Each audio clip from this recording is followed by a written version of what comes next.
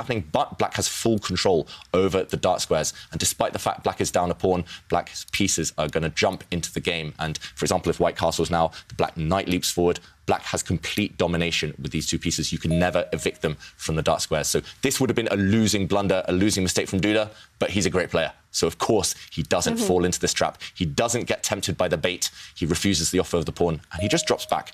That's the best move. And now Magnus blocks up this side of the board. He tried to open it up on his terms, but because of Duda's great response, he's had to block. And now the white queen, I expect, will move away again. And it's still very tense with this this potential pawn trade. But it looks like we're back towards a manoeuvring game after that short flurry of tactics and tricks. Yeah, but I did see young Christoph shake his head a little bit, though. But the bar is over to his side. Yeah, but, you know, I'm just looking at the last series of moves. When you take them all together, you just see that black has actually improved the amount of space he has. You can see that he's castled his king there. It's totally safe. He's locked down the position. And what can white do? I mean, the only plan that I can see is just to switch the attention onto the left side of the board, because on the right, well, Magnus's space advantage is just overwhelming. So I don't know.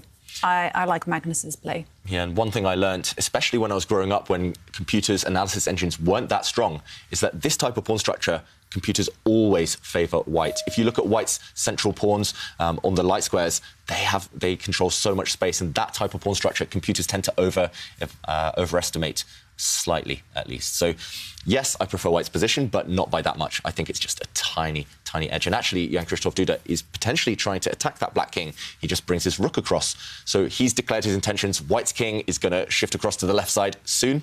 But first, he's put his rook on the same file as black's king. Remember, that's actually how Magnus beat Duda in the first game today, earlier. He put his rook opposite the black king, and that spelled trouble. So yeah, now Jan Christoph Duda borrowing Carlsen's idea and using it against him.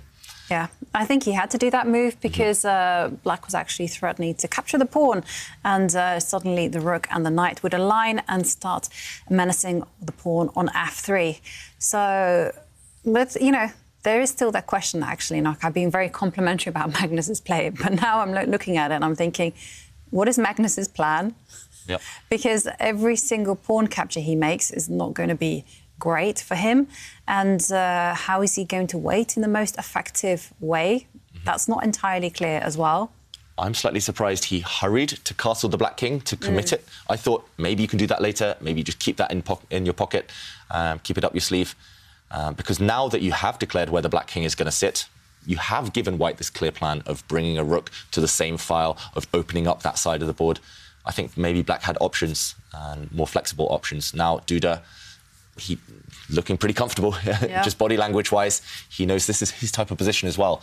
The first game, he didn't get out of the opening. He was dead lost immediately. Now he's got his type of tense manoeuvring position where he will whip up some initiative later on. He will be able to get some momentum, get some tricks, get some attacks going. Right. And now Magnus, OK, you mentioned lacking a plan. He just shifts his rook up, and the white king immediately runs away to the other side of the board. So right now the action is all taking place on that right flank. Yeah. And, well, talking about defence, Magnus has hurried over with his queen to protect the potentially vulnerable king. And I was just going to say one thing. The worst thing in chess that they say is having no plan. Even a bad plan is better than no plan. Just like in life. Yes. OK, and the knight retreats. I like not having a plan in life, you know, day by day. Winging it. Exactly. In it to wing it. Yep. And, OK, the white knight steps back. Yeah, so I think there's no specific plan for either side right now. The main plan is just to improve pieces. It's just to relocate pieces to the best possible squares and only then decide on what concrete action to take. Now we see black also manoeuvring. The black knight gets out of the way so that the black light-squared bishop can make a move. Yeah, typical Magnus kind of play. I was watching a little bit of his chessboard course, the Magnus Touch, and it's all about improving the pieces before you think about launching an attack. And talking about great players, while Duda is thinking about his move, we do have a quiz of the day where we're asking who will you be rooting for in the finals, and Duda slides his king to safety. And we're asking who will you be rooting for in the finals and why. And Zeid Abidoude says that I'm rooting for this guy. He seems serious about chess. Yeah, Magnus. Yeah, I remember that from I think it was FTX, Crypto Yeah, Cup. is when he defeated Wesley for the first thrilling time. final. Yes. And it was like, come on. And talking about Magnus, he again maneuvers his knight to the edge of the board just to overprotect the knight that's sitting there on g5. So he's really getting ready, taking those precautions. Yeah, but I just don't like it for Black. I mean, what's next? Black has manoeuvred his knights, they're overprotecting each other, but the knights get in each other's way as well. So, for example, if things later block up, then Black's going to have to bring his one knight back to the other side of the board, then he's going to bring the other knight back to the other side of the board. It feels very shaky, and I already see a few different plans here for White that look very, very tempting. White, OK, let's bring up the analysis board just to show what Duda might be considering here, but he wants to open up the position. Not yet. He wants to open it up on his terms. That will mean pawn takes pawn eventually. But first, I want to improve these pieces. This knight, for example, maybe the queen. I could envisage this white knight stepping back, for example. If Black just moves, then the white bishop can step back and then relocate the knight and put extra pressure on this pawn, extra control over the centre. Another idea in the current position might be a slightly quicker one to bring the queen back and then maybe bring the white knight back to put pressure on this pawn. It's all about this pawn right now. This pawn standing ready to be captured. Black doesn't ever want to capture and open up either. And, OK, Duda goes for one of the two plans I mentioned. But either way, it feels very shaky for Black. This formation with the two black knights, we call it the superfluous knights. The knights get in each other's way. And, OK, after the bishop moved, White did indeed drop his bishop back. So actually, exactly the plan I mentioned. White's knight is getting ready to sit on a perfect central square. And it's going to have a lot of influence over several sacrifices later on. I was going to say that's really a good point there, David. But, you know, Black does have one idea in the position, which is to attack the potentially weak f3 pawn. And but Jovanka, if I just trade pawns here, I'm going to block up this line. Unless you want to sacrifice a rook for a bishop, which I don't think you're...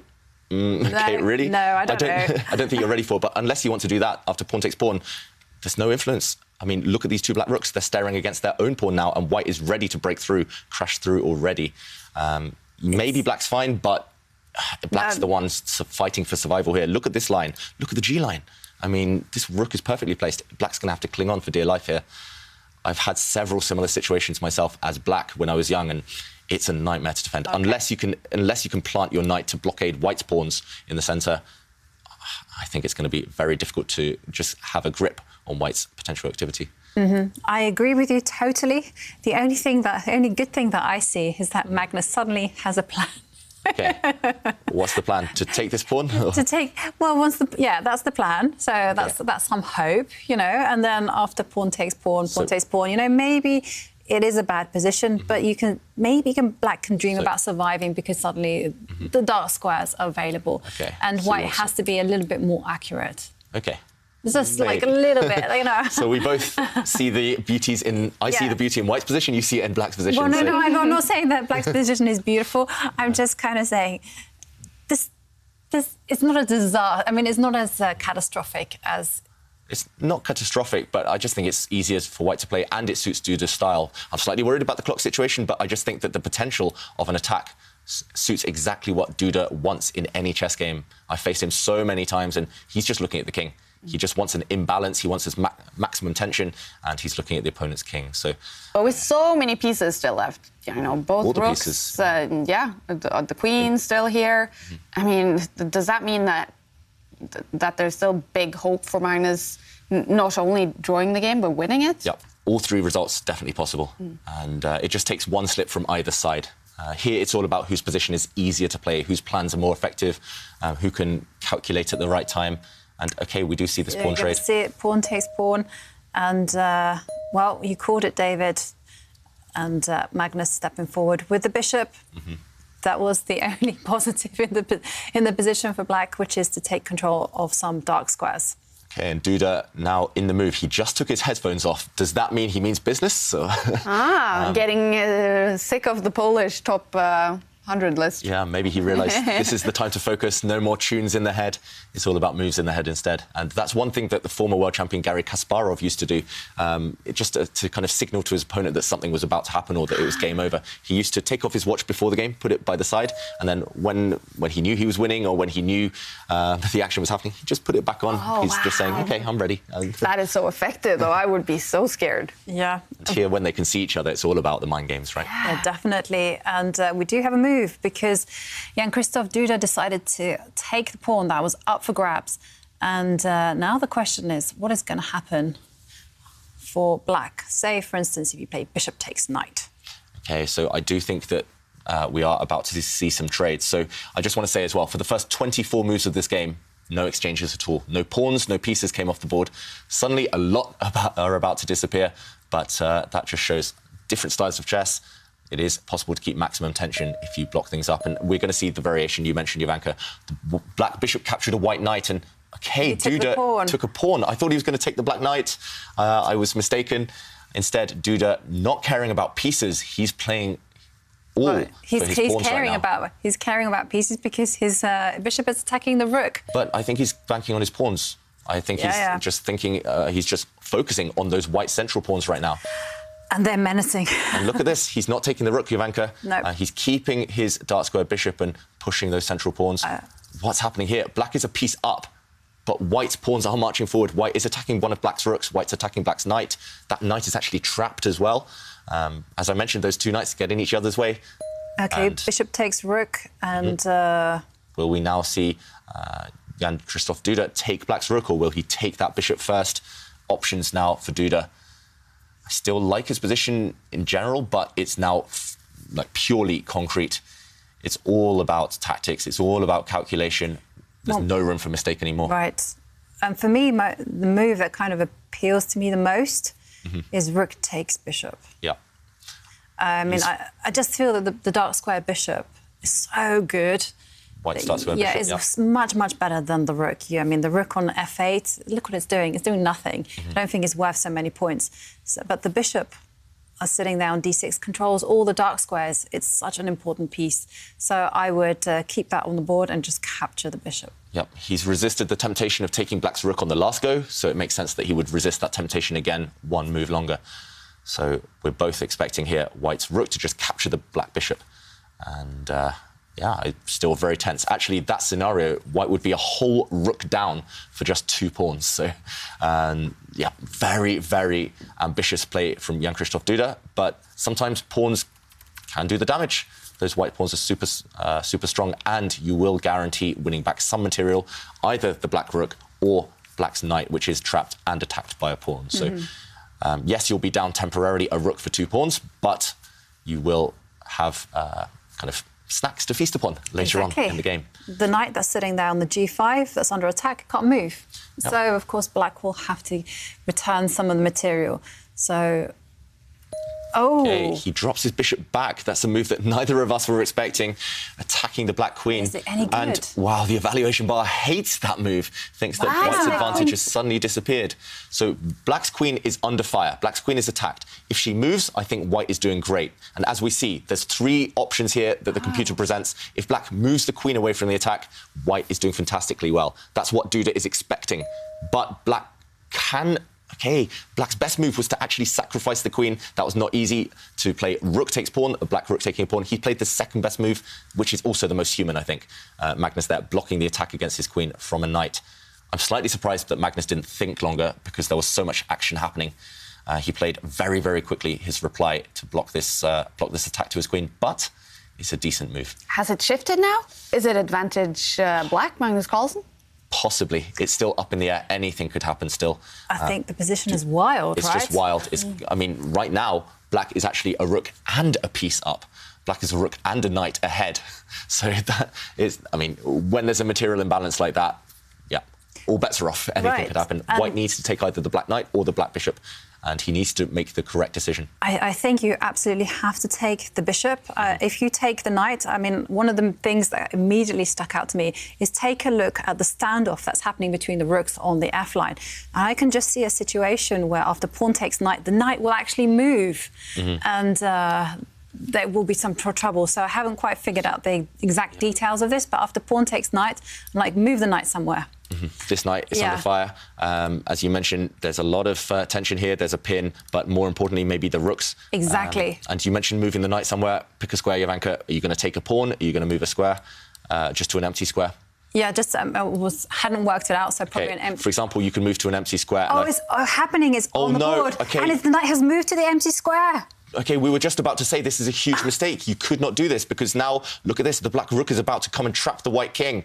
And now Duda, he's shaking his head because if he takes the black queen, suddenly rook takes rook is just winning for black. When white blocks this check, the black king is just going to take a bishop, and due to this pin, black is winning. Black has 2 rooks and a bishop for a queen. Black is material up, and this pin is deadly. Suddenly, OK, white just doesn't even take the queen. He blocks up this line. He blocks it with his bishop, but now after black, I mean, black can do anything here. If white's not even going to take next move, maybe black's bishop can just retreat. Black's bishop can take a pawn. But even if you just take this bishop, black is so many pieces ahead now that he's just winning. I think Magnus Carlsen, actually, personally, I would just move this bishop. I'm not sure where to, but you could have 3 or 4 squares. For example, if you just take this pawn, you're just winning the game. Because, again, bishop takes queen, loses because the white rook falls and the white king is in too much danger here. Great. No, you can't do that. I mean, but OK, when it comes to moving the bishop... Maybe you have to push pawns. I was going to say, well, you've gone all in with the pawns. What about if you just carry on? I mean, it still looks pretty wild. Yeah, you're still a rook down. This is actually about to happen as well. White's pawn, we're expecting to push forward now in the current position. If white's pawn pushes, I do think black's just going to remove the white bishop from the board. And after, for example, pawn takes knight, then... on the board. OK, let's keep up with the players. Let's go back to them because it's so exciting right now. White is gambling everything on these 3 pawns, but white's a rook down. So can he find some tricks to confuse the world champion? Wow. This definitely shifted, and you can just see it on Jan-Christoph Duda. He knows this is slipping away from him. Yeah, yeah. It's slipped away from him. We saw his reaction after that one move, just one blunder. Is it because of the clock? Is it just because he's not quite kind of warmed up yet? It's always difficult at the beginning of a new tournament, especially from a new location, but... Also facing the world champion in the very first match. Yeah, I also think that maybe it wasn't so easy to see the fact that black could simply sacrifice the queen, because often when you're calculated, you just make assumptions. You're like, yeah, I take the pawn, he moves the queen, blah, blah, blah, everything good. And then suddenly a shocker like this appears on the board. And David, you kind of called it. And still, Magnus doesn't even move his queen that's under attack. Yeah. That queen is just... The audacity. Yeah. It's just teasing the white army. It's just saying, come and get me, come and get me. But as soon as you take that black queen, the black rooks spring to life and they will decide the game. So right now, black is a whole rook up. You have to take the queen. You have to just hope and kind of keep your fingers crossed that you can survive. But either way, this one is game over. I think we'll see a resignation from Duda any moment now. Oh, no. OK, first he brings his knight into the game. So he's blocked up this F line. So the 2 black rooks no longer have this tension against the white remaining rook. But, OK, Magnus very quickly gives back one of his rooks. So he was a whole rook up. He gave it back. But now there is tension against the white knight. Look at black's H-pawn, actually. It's only 2 squares away from becoming a new queen. Magnus is banking everything on that to win the game. And I think quite rightly, because that black pawn is going to decide everything. Yeah, it will absolutely decide everything because there's no coordination whatsoever in the white forces, and it's all going to be about that pawn. There's 2 squares away from queening. Especially on the dark squares, white has no influence. Yeah, exactly. Black's just going to trade a set of rooks here. You can even remove the white knight. You can just move away from the attack of the white knight. OK, and it's happened. And finally, Magnus might move his queen. I was going to say he will have to, but he doesn't have to. He can take the white knight as well. He can take the knight as well. And but this is the most normal that the position has ever looked throughout the whole game. Finally, it looks like a normal chess game. Previously, it was pure chaos on the board, fire on the board. The players really reveling in their creative skills. And yeah, the reason I'm so surprised that Duda made a mistake earlier is because this type of position normally suits him. He's normally so sharp, so tricky. But yeah, just not quite himself so far today. It's still not over, but Magnus, if he's careful, should win the game. So he's brought his black queen away from the attack of the white knight, and that black queen, note how it supports her pawn. That black H-pawn is getting ready. 2 squares away now. This is a good hustling kind of move. You know, the queen dives in, threatens some checks. But Magnus calls the bluff, and he says, I don't care. That pawn is the most important priority. And I think he's done his calculation, Magnus Carlsen, because white's queen can only give 1 check, but that check is quite easily blocked. So if white's queen, for example, goes to the d8 square and checks the black king from the top rank, then black's dark square bishop will just retreat. and everything holds together. Right. And there's just no way to stop that pawn from marching to its destination. What can I say? Do you see any tricks here, Jovanka? No, the only thing that I can see is that you do give a check and you force the bishop to retreat, and then you just sacrifice material, stop the pawn from promoting, and just say queen and knight sometimes can cause some mischief. Yeah, so Duda does that. The only way to stop that pawn from becoming a new queen was to give up your bishop for it. So we now see black ahead again on material. Black has an extra bishop, 2 bishops against a 1 lonely knight. And also lots of annoying checks.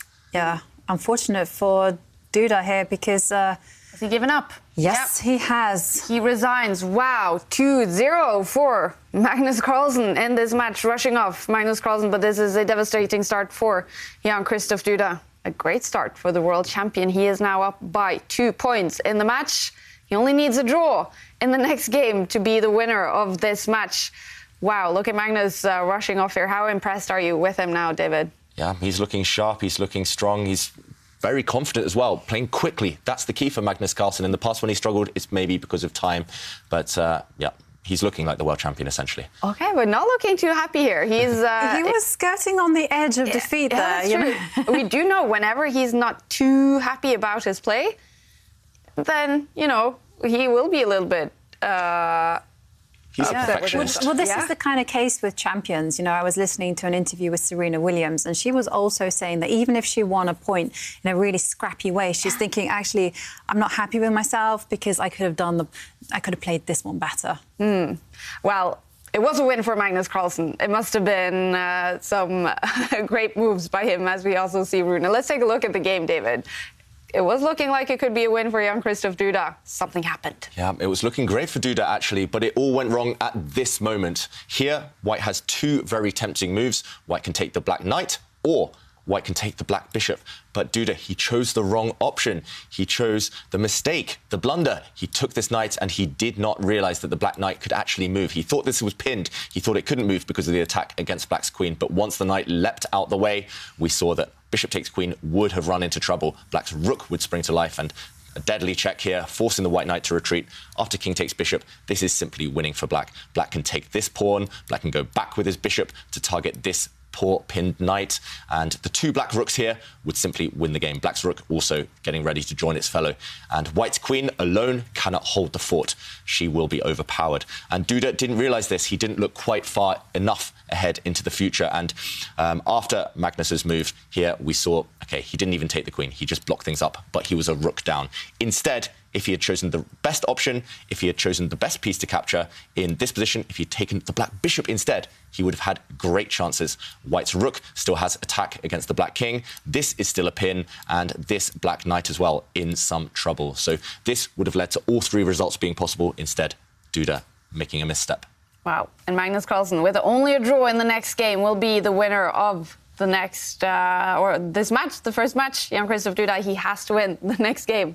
And we're going to jump into game 2 between Shakhriyar Mamedyarov and Wesley So. Wesley So, you know, he's the only one really trailing Magnus Carlsen to be able to win the Meltwater Champions Chess Tour 2021. He's going to notice Magnus Carlsen could be about to win his first match. These one tied the first game. Can Wesley win the second? Definitely. All 3 results possible in this one. It's actually level pieces, level pawns, but the reason I prefer black's position is because look at that A pawn, black's pawn on that left side. It's a runner. It's only 3 squares away from becoming a new queen. And if Wesley So can somehow get that pawn motoring, he will win the game. White's last move, however, is tricky. White's queen has come across, putting some pressure against the black rook. The black rook's defended right now by the queen, but also that white queen, it is guarding on the diagonal, is stopping black's pawn from advancing. If black's pawn runs down now, then the white queen will swoop back and capture it. So yeah, anything can happen, but I think this is the type of position Wesley really excels in. I think it's a bit shaky for black. I think definitely he has the advantage, but he needs to tread cautiously because there was a deep threat in the position, which was just to attack the queen and win the rook. Yeah.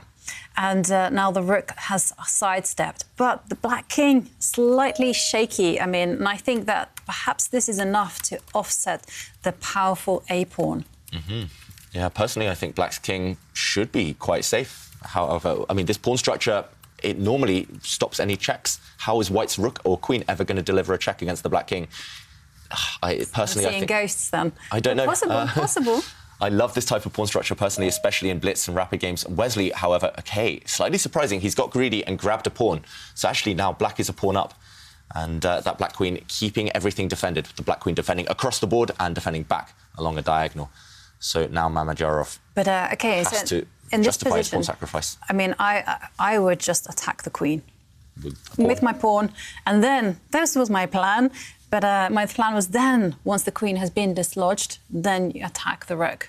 OK, so you think he played the right idea in the wrong order here, Jovanka? Possibly. Yeah. So white's queen is attacking the black rook. The black rook most likely will move. You can also defend it with black's queen. And, OK, white's queen just trying to put some pressure on black's pawn, I guess. Yeah. That black A-pawn. Anna, the A-pawn. Yes. All right, well, just a reminder, everyone. So if you win your match after the rapid games, you gain 3 points. Magnus Carlsen is now close. He only needs a draw in the next game. And if you win after tiebreaks, if it has to go to tiebreak and you win, you get 2 points. The loser in the tiebreaks gets 1 point. So there is a lot of points to be given out in the tour finals. But if Magnus gets the 3 points today, Wesley, he definitely wants to get 3 points as well in the match against Shakhriyar Mamedyarov. He does not want to get Magnus a bigger advantage. 4 points before the final started. What will it be when we go into day 2 tomorrow? All right, a few moves. Yep, a few moves. Black's rook getting active, getting to a nice square on that second rank, eyeing up some targets, and white's queen just coming back towards the centre. Maybe that white queen as well wants to get towards the black king. Definitely. White's rook trying to come up to the top of the board, but Wesley still staying super calm, just offering a queen trade. And Mamedyarov only has 10 seconds left to make a move. It's not easy. He cannot trade off queens. That much is clear. He has to find moves that keep on maintaining his initiative. And I'm expecting... OK, you said he cannot exchange queens. He's done it, Jovanka. I'm shocked as well. Oh, wow. OK. But now but now white's offering he's just a pawn down. Yeah, he's just a pawn down for free. So Mamedyarov now cannot win this game any longer. Queens have disappeared. White is fighting for the draw. White now offering a trade of bishops. His plan is to get rid of the bishops, then bring the white rook up and across to stop that black pawn, that black A-pawn from behind. And can Wesley do anything about this? Personally, I would be very tempted to retreat that black rook all the way back to the top of the board and then kind of just getting onto the 8th rank and then getting ready to support the black pawn later on. But from behind, from behind. Maybe there are other options here. Wesley, as Kaja mentioned, needs to try and win one of these games against Mamedyarov if he wants to keep in touch with Magnus Carlsen. There are 27 points up for grabs, I guess, throughout the 9 days. So Wesley knows he has some chance later on. But if Magnus continues growing that lead, it's going to be hard to get back into the race. But Magnus did mention in the opening ceremony that he's been in a situation like this where he's had like massive leads and he's lost it. And disappear. And it's not that massive. I mean, 4 points, it sounds like a lot. But it's just one match loss and one match win for Wesley and is 1 point behind. Obviously, today it looks like Magnus could be about to get those 3 points. So Wesley, he's going to want to get 3 points as well. And it's looking good in this game. It's looking good. Certainly looking good. Keeps his bishops on the board. And now Wesley's trading rooks. OK, this might be the clincher. Nice.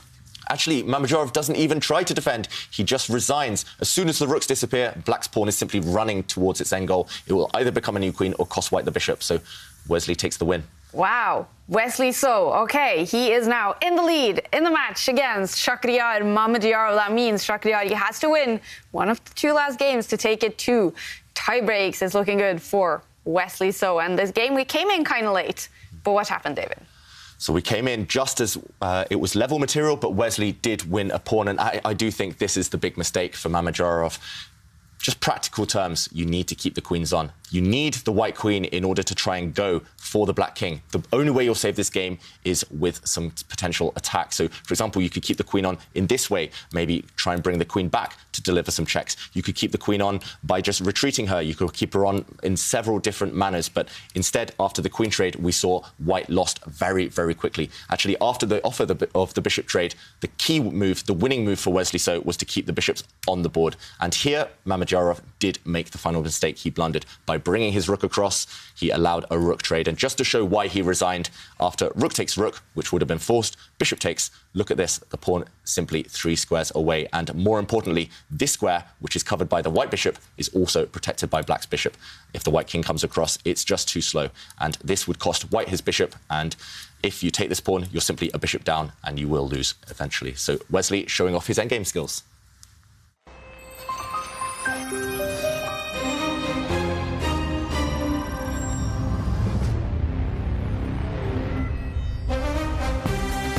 Coming up in about 15 minutes, Game 3. Magnus Carlsen will have the white pieces against young Christoph Duda. Duda, he has to win that game to have any hopes of taking it to tiebreaks. Magnus Carlsen, a draw or a win, he will be the winner of the first match. All right, everyone probably remembers the Queen's Gambit. It took the world by storm about a year ago. And in the Emmy Awards last week, the Queen's Gambit took home, incredibly, 11 Emmys. It has contributed to a little bit of a chess boom. And in the series, we follow Beth Harmon, an orphan who discovers chess, falls in love with chess, and proves to be quite a chess genius. Men are gonna come along and want to teach you things.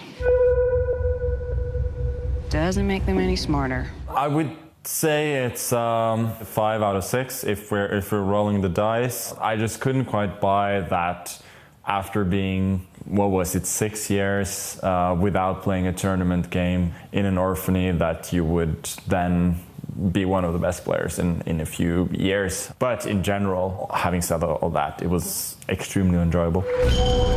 You're an orphan, Beth. I'm fine being alone. I feel safe in an entire world of just 64 squares. I don't necessarily think great chess players see the chessboard in the ceiling, but it's very true that chess players will often look to the ceiling or look a different way, and that is simply an unconscious thing that we do in order to remember. There's no player in the world as gifted as you are. There is one player that scares me. Who? The Russian.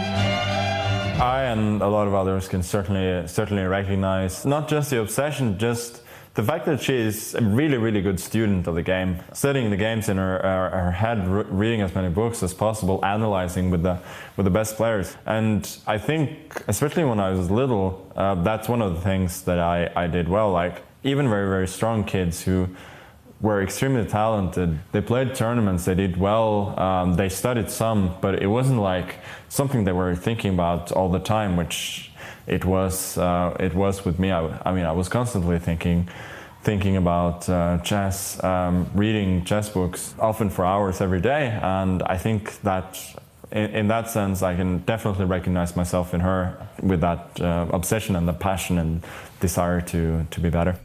Chess isn't always competitive. Chess can also be beautiful.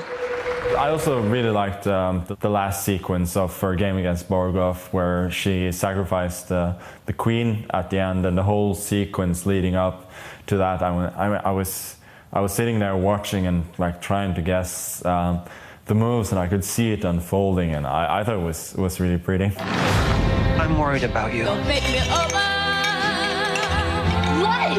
What on earth for?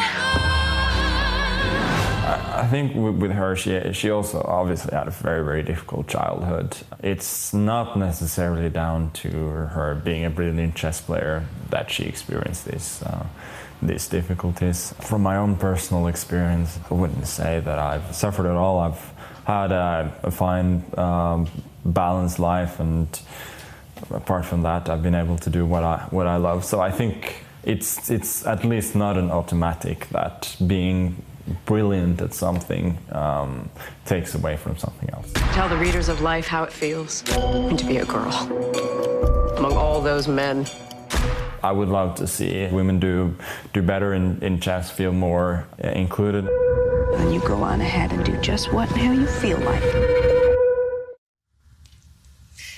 The Queen's Gambit, a chess success story, no doubt about it. And Magnus here, he finishes off talking a little bit about the women in chess. Of course, the Queen's Gambit is about that. Have we seen an effect, Jovanka, yet? More women maybe going all in on chess, more girls playing chess? Certainly, we've seen a big uptake in the game from women and girls. You know, suddenly we see a lot of people interested in playing the game, playing in tournaments, and just developing a community together. So in that respect, it's very, very nice. The biggest kind of improvement that I've seen is that federations are actually taking note of their female players. Fantastic. And they are wanting to capitalise on this Queen's Gambit effect. And they are actually supporting initiatives to develop women's chess. And this is fantastic. Yeah, that's great. And David, Magnus here, he definitely recognises himself with, you know, parts of Beth Harmon, the main character here. Do you think the producers and the creators behind the series have been inspired by him and other world champions in creating Beth Harmon? Yeah, how could you not? Yeah. I guess if anyone's first getting into the chess world, maybe if the producers, the directors didn't know too much about chess, first person you Google, world champion, Magnus Carlsen. I think also there are echoes of Bobby Fischer there, of course, the Bobby Fischer story. And Judith Polgar said there were some aspects that she could relate to from the show of being the only woman often in these huge tournaments and maybe experiencing these kind of these same hurdles that Beth had to overcome. So definitely drawing inspiration from lots of different stories. And I do think the reason the show was so successful is because also they asked the advice of chess players. Yeah. Garry Kasparov, Bruce Pandolfini as well, contributing. And that's why Magnus loved that chess sequence at the end. Yeah. If you get chess players involved with a chess film to help create it, it will be a success. Yeah. The game's beautiful as well, right? Yeah, exactly. And what I liked about it is that they also made the whole scene glamorous. Yes, I know. And I can appreciate the kind of artistic beauty there. Yeah. And let's head out to the green room too, Rune. As a chess fan, I bet you've seen the Queen's Gambit as well, Rune. Oh, yes, I have seen it twice, and I am not lying when I say that when she looked in the ceiling for the first time and she saw the pieces move, I literally cried a single, very manly tear. What was it about that you loved so much? I've been trying to tell people how cool chess is for so long, and then somebody comes along and just really shows it in a cinematic style that's beautiful, but is also accurate. It also respecting how chess really is. Like, she is really refuting the scholar's mate in the ceiling there. And okay, so seeing chess pieces in the ceiling, are you seeing some chess players in the lounge there? I mean, are they keeping to themselves in between games here, or are they hanging out? They are keeping to themselves, but I was just thinking that I actually have one advantage over you guys in the studio, because you have the evaluation bar, so you can see how the game is going, but I have something that is better. Ooh. I can watch the evaluation of how the games are going on the players' faces. Because when they go here, I have like 10 seconds to watch them, and it is very clear who is happy about the game and who is not happy. Magnus, very happy, understandably. Giri and Duda, not so much. Ah, okay. Well, so can you explain sort of what kind of... Do they stay in the same room back there, or do they have separate rooms where they can prepare? Oh, well... Your tour director really did something cool for them. I am not allowed in there, unfortunately, but they have like their separate room with a big poster of themselves that they can look at and gain confidence for the next game, and snacks, and these chairs that you've been mentioning, these extremely comfortable chairs that I am very envious of. I agree. Okay, Rune, well, hopefully the players will stop talk to you. Maybe Magnus, if he finishes after the next round. So hopefully they'll stop and give us a piece of their mind. Thanks, Rune. Thanks. All right. Well, he said Magnus looked happy. He wasn't too happy maybe about his moves, but the results so far, he must be super happy. Yep, he'll be happy with just how he navigated things. His nerves have been super strong, Magnus Carlsen, and in the end, it's all about the result. He's the ultimate sportsman. For him, it's all about the result. You have to grind sometimes. You can't win every game as beautifully and as smoothly as he did in the first game today. So that second one, despite the fact it was a bit shaky, when his moment came, he struck. And that's why he's such a happy guy right now. Yeah. And let's take a look at the results. All the matches have finished now 2 games. Wesley So winning game 2 against Shakhriyar Mamadjaro. He is then up by 1 point. Levon Aronian, he won the first game against Maxim Vasilyev. The second one ended in a draw, but Levon, he's up by 1 point. And Timur Rajabov and Vladislav Artemyev, they are all tied after 2 games. Game 3 starting in about 5 minutes. And Anish Giri, he wasn't able to strike back after Hikaru Nakamura won Game 1. Anish, he still needs to find a win in one of those 2 final games to take it to tiebreaks. But Magnus Carlsen, he's been dominant in the first 2 games against Jan-Christoph Duda. Well, Jan-Christoph Duda has had big chances in Game 2, but Magnus came back, winning that one. He only needs a draw now in the next game to be the winner of the first match. And Jan-Christoph Duda, okay, he's struggling against Magnus Carlsen here, but he has become a little bit of a nemesis to the world champion after beating him over the board quite a few times now. And it's been quite the year for Jan-Christoph. And even before he won the World Cup in August, he'd had some massive results also against Magnus Carlsen in Norway chess last year. And all these fantastic results for the 23-year-old has made him a huge sports star in Poland. 22-year-old Jan-Christoph Duda is making chess popular again in the proud chess nation of Poland. In 2020, he managed to beat Magnus Carlsen twice. First in the Lindoras Abbey Rapid Chess Challenge, a victory so noticeable that Polish President Andrzej Duda congratulated the young chess player on Twitter. I'm very happy that chess has become so popular now in Poland, partly because of me, partly because of the Queen's Gambit, obviously, on Netflix. And yeah, it's now or never for chess in Poland, so I'm very happy with that. In October, Duda beat Carlsen again, this time in Norway chess, ending the world champion's 125-game unbeaten streak in classical chess. That victory got him nominated for the Sports Personality of the Year in Poland. I mean, it was very prestigious for me to get this competition. There have been like big names like Robert Lewandowski, for example, or Iga Świątek, who won Roland Garros in tennis. So yeah, I was very happy being there.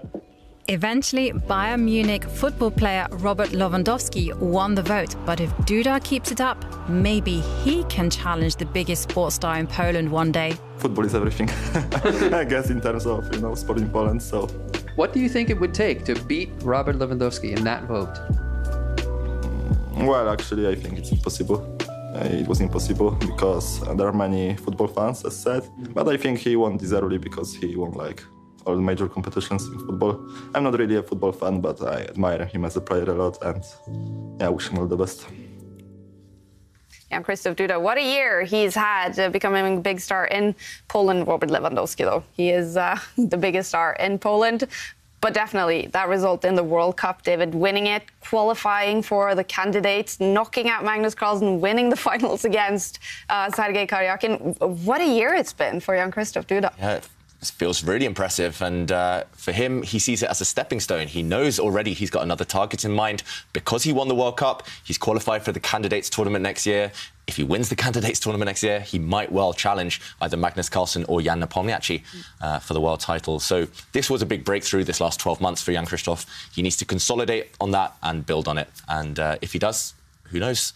The world is his oyster. He could do anything. Yeah, and it's going to be a must-win situation for him now in Game 3 against Magnus, starting in 4 minutes. What can he sort of take away from the World Cup success he had? What can he do in Game 3 to be able to win it?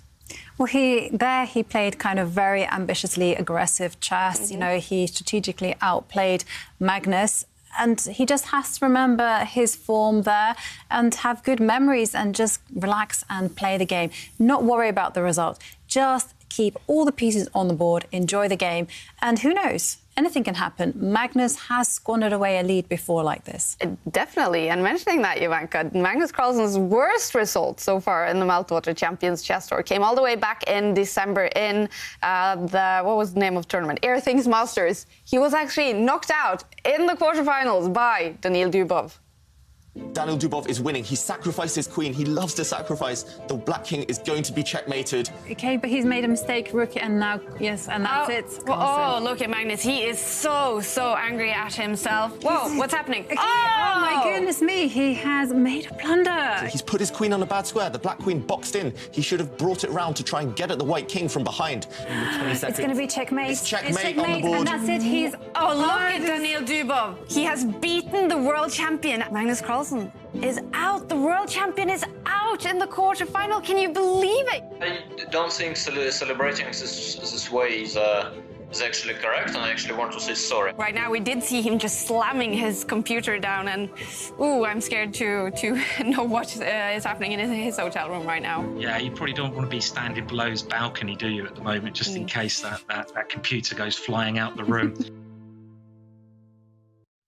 So many cool moments so far in the Meltwater Champions Chess Tour, and you can vote for your favorite moment if you head to championschesstour.com, and actually 10 lucky voters will get a Meltwater Champions Chess Tour t-shirt. So go ahead and vote for your favorite moment. Now, game 3 on the first day of the finals is about to start. We're going to follow Magnus Carlsen with the white pieces against Jan-Christoph Duda, who is ready here to fight. It's a must-win situation for Jan-Christoph Duda. What do you think he's doing right now, David? Last-minute preparations, quite possibly just running through things in his mind, maybe just setting things up to make sure he's more comfortable. It's been a struggle for him. He's up against it. With black, you can't just win on demand against the world champion. You need a bit of luck, you need really strong nerves, and you have to hope that your opponent as well maybe cracks under the pressure. But Magnus, we'll see what mood he's in. It depends whether he wants to shut down the game. We've seen in the past, if you try and draw too much with white, if you try too hard to push the game in that direction, it can backfire. I think Duda just has to hope that the world champion isn't in a fighting mood. Yeah. And Anish Giri getting ready for his game 3 against Hikaru Nakamura. Here comes Magnus Carlsen walking towards his game 3, a draw. And he's going to be the winner of this first match in the finals. And here he comes. The last one to arrive, and he's going to have the white pieces in this one as well. Do you think he's going to go for a safe drawish kind of position, or will we see fire? I think what we're going to see is that he's going to play for a slight advantage. I don't think he's going to go all out for the win or just try to hold the position tight. Instead, he's just going to play his normal game, nurture a small positional edge, and see what happens. Now, the good thing for Duda is that his opening repertoire with black doesn't allow for an opponent to force a draw immediately. Sometimes when we've seen, for example, Magnus Carlsen play against Wesley So, we know that Carlsen, if he wants, can probably guide the game towards a draw because of Wesley's openings. But Duda is quite an uncompromising player. He does have quite a dynamic opening repertoire in general, and he can choose from those openings in order to prevent the world champion from releasing all the tension too early. So Duda, he'll just try and keep as many pieces on the board, maybe the same strategy or a similar strategy to the last game, but just making sure that at those critical moments he has enough time to work things out properly. All right, getting ready here. Magnus with the white pieces, Jan-Christoph Duda, must-win situation. I mean, obviously it's not cool to be in a must-win situation, but it must be kind of like, all right, the only thing is a win, so I just have to go all in. Yeah, you can take that approach. I mean, go all in for the attack. Another approach is simply just to keep the game alive, maintain all the pieces on the board, as much tension as possible, and enjoy the moment, because, let's face it, anything can happen. Yeah. And Magnus Carlsen, as he nearly always does when he's happy with just a small advantage or just a draw, he opens with his king's pawn, and it's the Sicilian defense. So Jan-Christoph Duda playing one of the most counter-attacking openings in chess. The Sicilian, a great choice if you want to win the game and not allow an early draw. And this is what we call the bishop b5 check variation of the Sicilian. White giving a check early with his bishop, black blocking, and now play developing very traditionally. This is also quite a trendy line. This recommended by Wesley So in his chessable course. So Magnus taking a leaf out of Wesley's book. Yep, and we saw Magnus use this to great effect actually last month. And OK, now White's bishop being kicked back. Yeah, he's used this previously in the tour. So Magnus, he has shown that he knows what's happening here. Has Jan-Christoph Duda done his homework? That is the question. We do see a trade of pawns early in the game, early in the centre. White's queen normally comes out now to recapture that pawn. There we go. Normally, you don't want to bring out the queen too early, but here it's hard to kick away that queen. Black's knights are arranged in such a fashion that you cannot actually attack the queen with them. So White is happy to bring and develop out that piece, and now White is the first to castle. So White has finished development, most of the development at least, and is very happy with the spatial advantage. White having a nice pawn in the centre, White having a queen very actively placed. Yeah. Duda has to strike back. Yeah, he has to take a decision now. What should he do with the pawn in front of his king? He has options. Move it one square forward, or if he's feeling a little bit more feisty, he can push it to attack the queen. But he chooses to keep things flexible, maintain the tension and advances the pawn 1 square forward. So far, we are still following the game. Magnus Carlsen against Nepomniachtchi from the Skilling Open knockout. Yeah, so we've been talking about the beginning of the tour all the way back last year in November. Magnus Carlsen had this position, so he studied it several times before, clearly. Black's pawn structure here, actually, we should say, especially if you look at the black pawns on the 6th line, so in the centre and on that left side of the board, this formation is called the hedgehog formation. Firstly, because it's super flexible, but it is also quite prickly. If you attack those pawns too soon, you could get your hands pricked and it might well rebound. So white has to be careful. Black's not fighting for space here. Black is happy to let white pieces get to active squares, but black is just curling up into a ball, ready to pounce later on. And OK, it's now time for black's king to try and find safety. Meanwhile, white remanoeuvring a knight. That white knight previously not doing anything. That white knight wants to jump forward and attack black's pawn on the d6 square. If you look at the white queen in the centre, the white rook as well, on the same line, they want to start attacking pawns. So this hedgehog formation is going to start coming under serious scrutiny. Yes, and interestingly enough, Magnus is actually trusting his own analysis because he actually had this position, not against Nepomniachtchi, but against Wei Yi in 2020. And there, his opponent just castled, but now we have a new move from Duda, and that is to strike in the centre immediately. Now, according to my database, this idea has only been played 2 times, both in 2021. OK. Would we know the players, Jovanka? No, I think 2 international masters and 4 very strong players. OK, so some pedigree to this opening. OK, we've seen a trade of pawns in the centre, a trade of knights. Magnus Carlsen can actually get greedy here and grab a pawn. So white's queen, if you look at the diagonal over to that right side of the board, there is a black pawn hanging on the g7 square. It's undefended. White's queen can go and grab it, but you will get kicked around a bit. Black's bishop will come out to attack. So big moment now for Magnus. Do you get greedy and continue the white's queen its journey around the board, or do you just continue calmly, maybe trying to exchange off black's strong bishop in the centre? You can offer a trade of light-squared bishops here, for example. There's a few options for Magnus.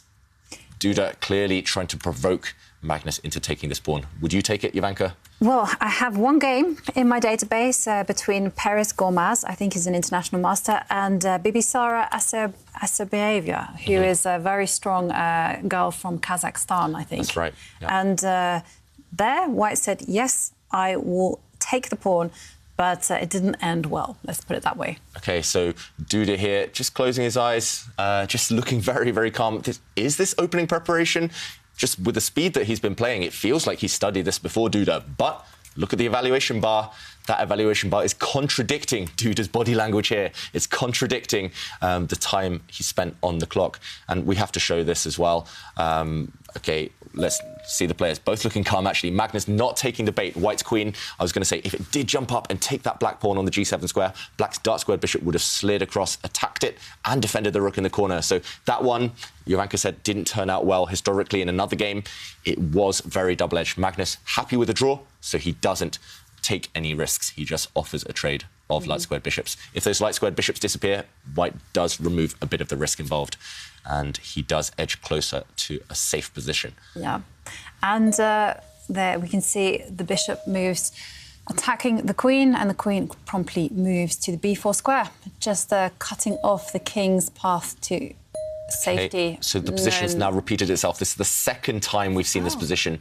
Duda has a big decision to make. A draw is the same as a loss, though, so he should play on. OK, now this is the second time we've seen this position, and Duda just allows the draw.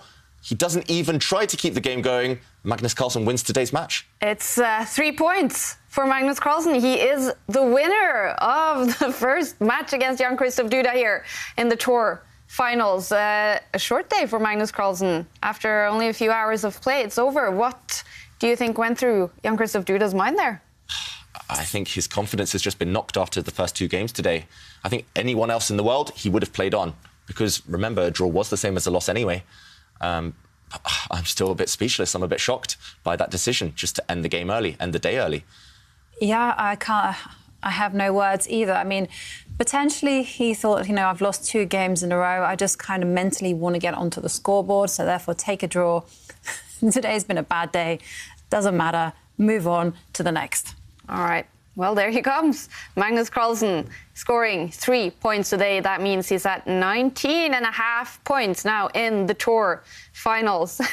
What do we read out of that body language, David? I think he's slightly surprised himself that Duda agreed to such a quick draw. And he definitely wouldn't have expected such an early finish today, Magnus Carlsen.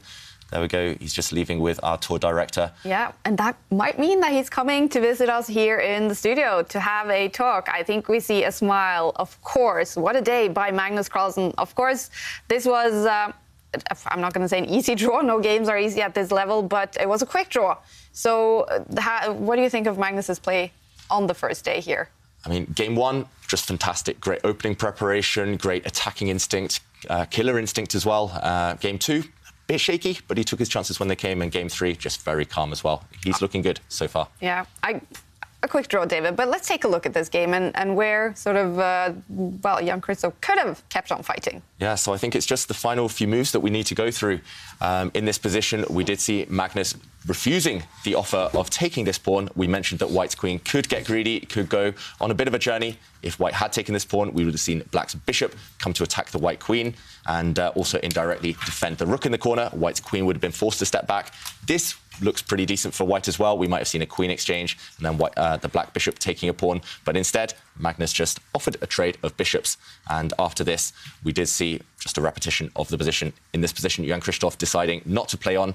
Personally, I think he could have at least tried, maybe taking the bishops off the board, maybe just pushing a pawn now, or maybe bringing his bishop, bringing his knight to f6. But either way, he decided the position was not favourable for him, so he repeated the moves. All right. We're going to get Magnus into the studio quite soon. But first, let's head out to Rune in the lounge. He's talking to Jan Kristoff Duda. Yeah, hi, I'm standing here with Grandmaster Jan Kristoff Duda. Bit of a rough start here. It's like all these things here. So you allowed the draw in the last game. Why? Yeah, I didn't quite believe that I can win 2 games on demand, to be honest, in such form. No, obviously I've played terribly today. I was out of form. I mean, I was just blundering tactics all the time, and it's extremely difficult, you know, to just to play good chess and blunder everything. Like in the first game, for example, I got smashed in 18 moves or so because I mean I didn't remember the line exactly, but I could have like thought.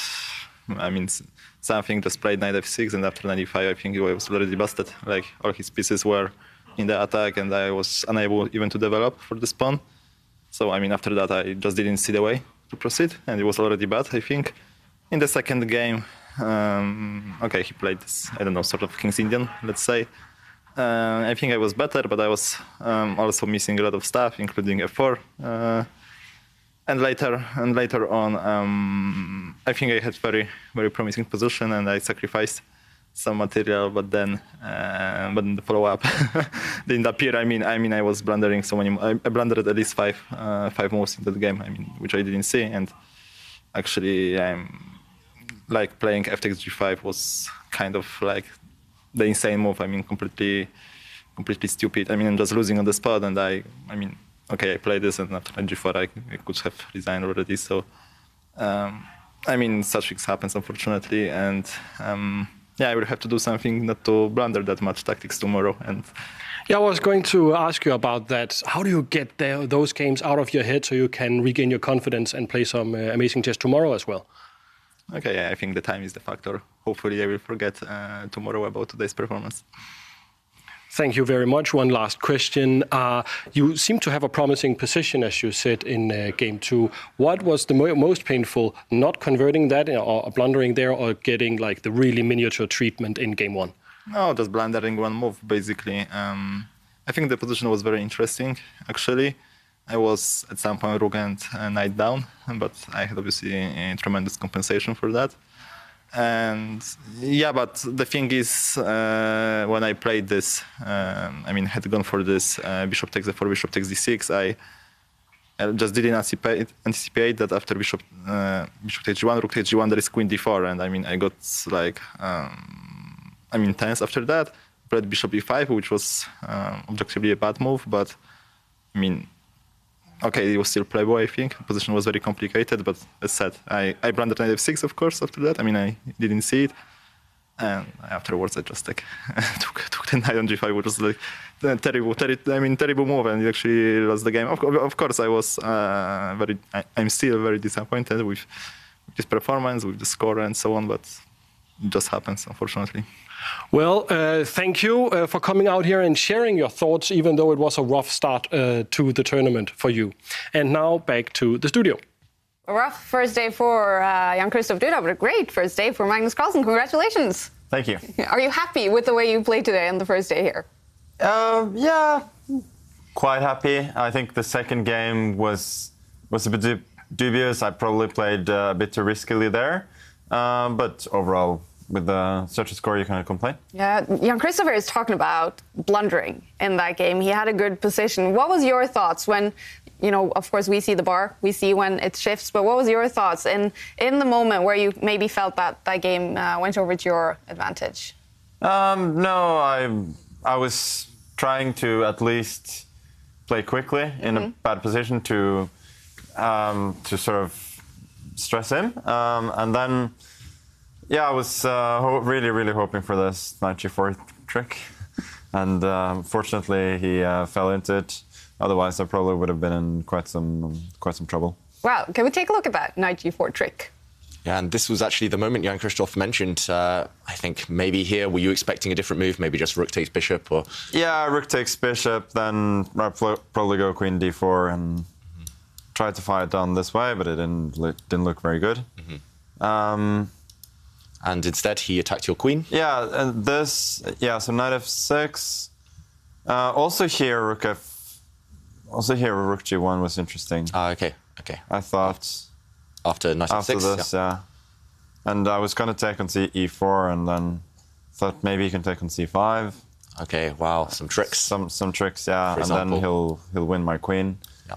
And then I thought I'll take the rook. And a crazy material imbalance here, Magnus. How do you evaluate this type of position? No, it's not time to evaluate yet. I have to go rook g7, I think. Okay. And then f5. Wow. You were seeing all of this even though you were playing so quickly? Yeah, but it's kind of straightforward. And I thought rook e7, rook e7, there's d6, so I thought maybe I'll have to take the bishop on g6 and go for some tricks in that line, like takes, and then bishop f5, rook e8, try to pin that bishop. And who knows? Lots of pieces. Lots of pieces. It didn't look like obviously losing for me, at least. Maybe this position is actually good. Who knows? Anyway, I was not so interested in trying to find great continuations for him because I thought on the last few moves I didn't have much choice anyway. I was just trying to stay afloat. Now, obviously a great first day, Magnus. The first time playing in Oslo Arena here, what was that like? Well, I also played earlier in the Meltwater offices, so it wasn't completely new. But I loved the fact that I could listen to music during the games. We could see that. I've talked about that a bit earlier. That when I'm sitting at home, like I'm used to having something on my ear to shut out everything, and it was just really nice. Is it not distracting at all with music when you're trying to focus 100% on moves? Well, most of what you're using is like, it's more of a, you're not trying to think that much. You're trying more to, it's more about technique and all of that, and to get that in the right mood, I think. Yeah, shutting things out is not a bad idea. All right. Can we ask exactly what you were listening to? It was just well, we were given 3 choices. It was like Norwegian top 40, Polish top 40, and Dutch top 40, which I thought was pretty humorous. Which did you choose? I'm not sure, actually. I just listened to the one that was the first option. Like when I put the headphones on, there was some music there, so I just kept on listening to that. All right, nice. And well, with a fantastic first day, are you feeling kind of relieved now? Of course, pressure going in as a big favorite and with a big lead. Well, there's no time for relief yet, but I'm at least happy that I got to play one nice game today in the first round, even though it wasn't too difficult. I thought, especially my last move was a very nice touch, because that's the kind of move that's easy to miss when you're not on form. So I was happy about that. And Mamedyarov tomorrow. We always talk about him as such an explosive, entertaining player. What will it be like to face him, Magnus? The first time that I knew that I was playing Mamedyarov was after you told me right now. Okay, of course. I don't know. I don't think I ever faced him in a knockout match in the tour. So it should be interesting. We obviously played a game just a few days ago where I was struggling heavily. So I know it won't be easy.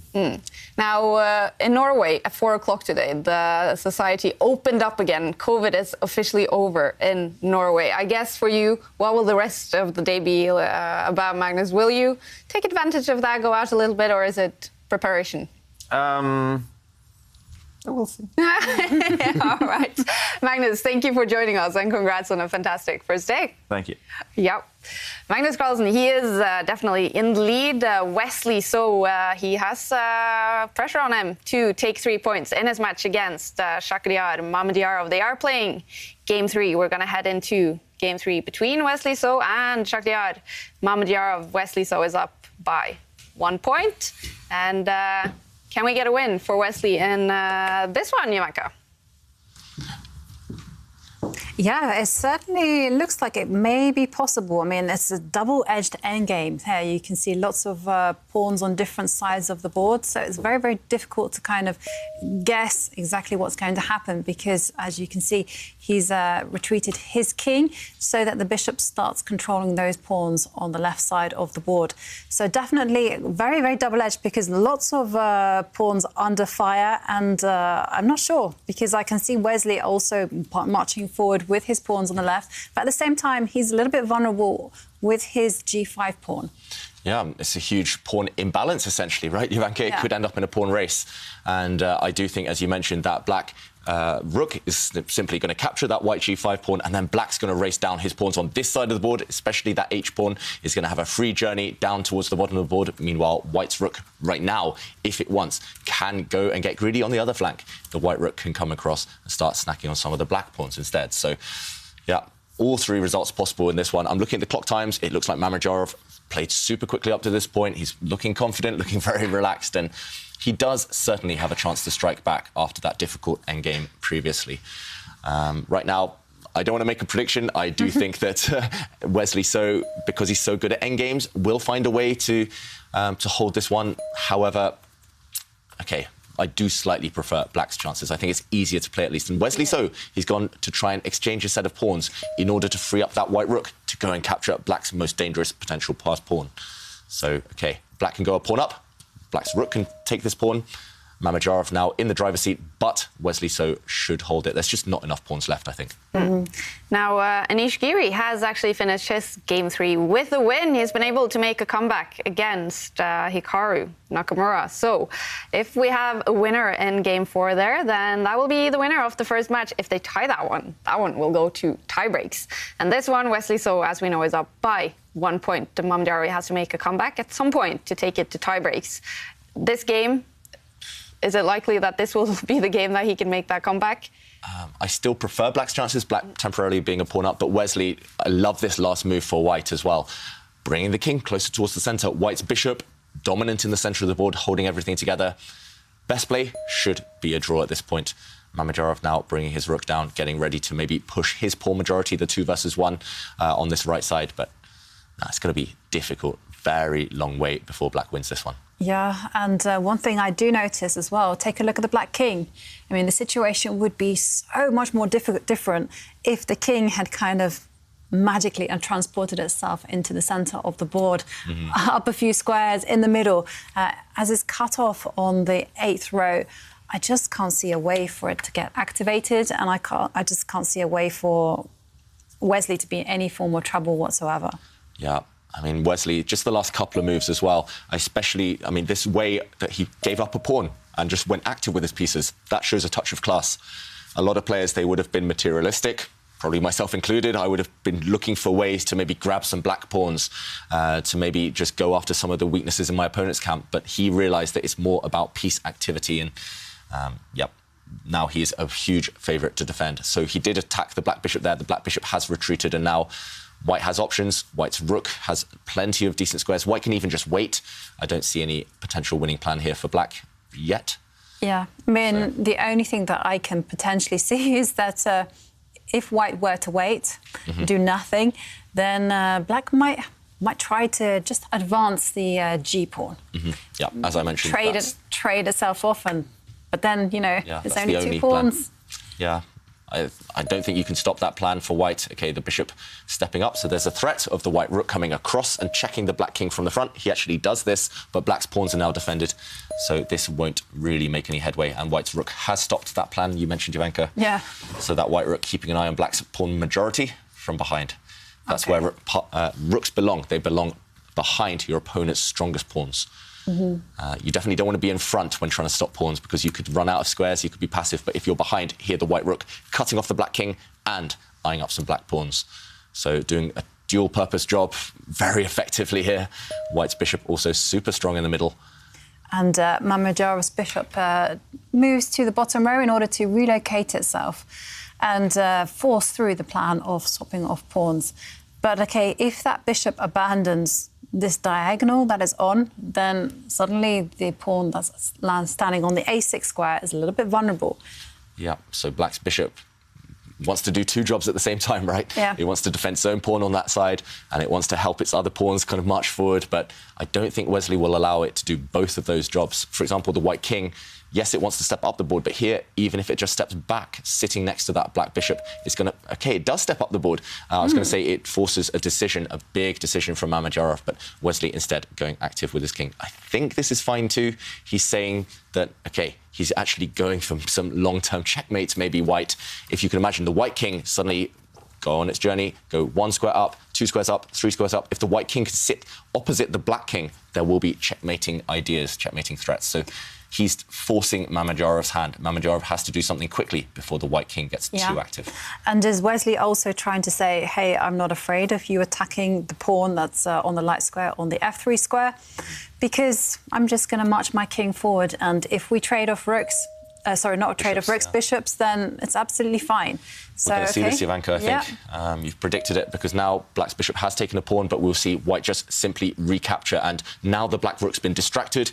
White can snack on a pawn. White's rook now, just balancing up things slightly. Black's still a pawn up, but because the white king is so active, because the black king is so passive, not doing anything, not contributing to the battle, it's an easy draw. And I think the key here is actually for white to chase the pawn that's standing on the a6 square. So, OK. The problem is, OK, so for example, white's pawn is under attack. White's king can just shift across and defend it. But the problem is for black, there are 2 pawns. You can't defend them both with your rook at the same time. No. White's rook, as you mentioned, will chase black's pawn on this side of the board and the pawn on the other side. And together, using a bit of teamwork, white's king and rook will keep everything together. Yeah. Yeah, this one is headed towards a draw very soon. You can tell, I mean, earlier I said Mamedyarov's body language was relaxed, but you can tell here he's not so interested anymore because he knows Wesley's defended perfectly. I was even thinking that Wesley can even take the liberty of actually just attacking the rook, the pawn on a6. And everything draws at this point, I think. White will never win, but you have plenty of drawing motifs. So, OK, Mamedyarov, he's found one way to potentially defend both of his pawns. The black rook is going to sit on this square from where it defends the pawn horizontally, and it'll also defend... vertically, and it will also defend a pawn horizontally. Too many pawns here on the board. So, black has a plan, but Wesley can deal with this quite easily. For example, at some point, you can even offer a trade and get rid of all of those pawns, liquidate that left side of the board, so black's just left with 1 remaining pawn, and that won't be enough. You have to time it right, but it should be sufficient. Yeah, the only danger that I can see for white is that you can see a scenario where black keeps the pawn on f4 alive, and somehow the white king is there on a limb on the left side of the board doing nothing. But Wesley won't let that happen. He's too good of a player. Yeah. and you have to stop the black king getting active, so white's king steps forward, but also white's king is getting ready to step back towards that black pawn on the f-line. This has allowed maybe this idea of black's pawn pushing forward, but no, Mamedyarov just improves his king, and now I expect to see Wesley secure the draw by just retreating his own king. I think this is going to tie down black. You've got to be slightly careful. You can't grab black's remaining pawn, that f-pawn, too early. But there we go. He goes after it at least. So he's going to keep the black rook honest, keep black's rook tied to the square it sits on right now. And, OK, he does take this pawn. Yep. And now we're going to see a king and pawn race. But as long as white's king gets to the corner in time, OK, Mamedyarov doesn't even want to show this endgame. But we're going to see king versus king. It's a draw. King versus king, that is always a draw. Wesley So is up by 1 point in the match against Shakhriyar Mamedyarov in Game 4. Shakhriyar, he has to win it to take it to tiebreaks. Wesley will only need a draw in that game. One game, 3 is still going on here on the first day in the Meltwater Champions Chess Tour final. It's Timur Rajabov against Vladislav Artemyev. They played 2 draws so far. Rajabov with the white pieces. Could one of them win this one? Yes, but it's still a long, long way away. This one is a grind. This is a slow endgame. It's not one of those endgames that's going to heat up and going to be about tactics. It's right now level pawns, level pieces. I slightly prefer white's position because white has a really nice pawn structure, especially in the centre and on the right side of the board, all of them connected. And white's about to trade us another set of pawns on the left side, creating some weaknesses in black's camp. But it should be level. It should, with best play, be a draw. I think both sides have reasons to play on, and this one will go a long time, however. Yeah, I agree. I think white has a slightly better position. I mean, but one thing that white has that makes me very unhappy is that white has a bishop. If white had a knight, then it would be a great kind of situation. But instead, it's a bishop. And the reason why I'm so disappointed about that is because it's not so easy to attack those chain of pawns with the bishop on the board. And Artemyev, he's so effective in these endgames, so resourceful, is able to calculate incredibly quickly. So I don't think he will be in too much trouble. OK, and talking of not being in too much trouble, maybe he has some ambitious intentions. He's pushed a pawn there, trying to destabilise maybe white's strong central structure. So that pawn is going to push forward another square on the next turn. And with that, he will ask Rajabov some serious questions. Both of black's rooks are pretty well placed. Yeah, I think you're right, Jovanka. In general, Artemyev, this type of position suits his style. I normally see him on the white side of these positions, just this structure at least, this pawn structure. But if he plays those with white, it means he has experience and he knows exactly what black should be aiming for as well. So rather than just sit and wait, he's pushing forward with pawns, trying to get active. Yeah. Very sensible. It is very sensible, and you might as well gain as much space as possible and also threaten active ideas of your own. Like, for instance, the pawn that's just advanced, move it 1 square forward. At the right time, of course. Another idea is actually just to introduce the king into the game, have the king step 1 square forward. And just look at this bishop that black has sitting there on the d7 square. It's a horrible piece, but it's such a good defender. Yep. And, you know, white also has a bishop. And the reason I was so disappointed with bishops is because, you know, the knights will be able to jump on the dark squares that are freely available. But here, this bishop is actually taking too much time to go and attack the chain of pawns. All right. Yeah, and you mentioned black's king having a clear route in, white's king. Nothing. Not a great piece right now. Well, this is an interesting matchup, though. This is actually, I think it must be, yeah, it is the first time these two face each other in the Meltwater Champions Chess Tour. Timur Rajabov played all the first tournaments, but he has not played since the FTX Crypto Cup. The first tournament that Vladislav Artemyev played was the Gold Money Asian Rapid.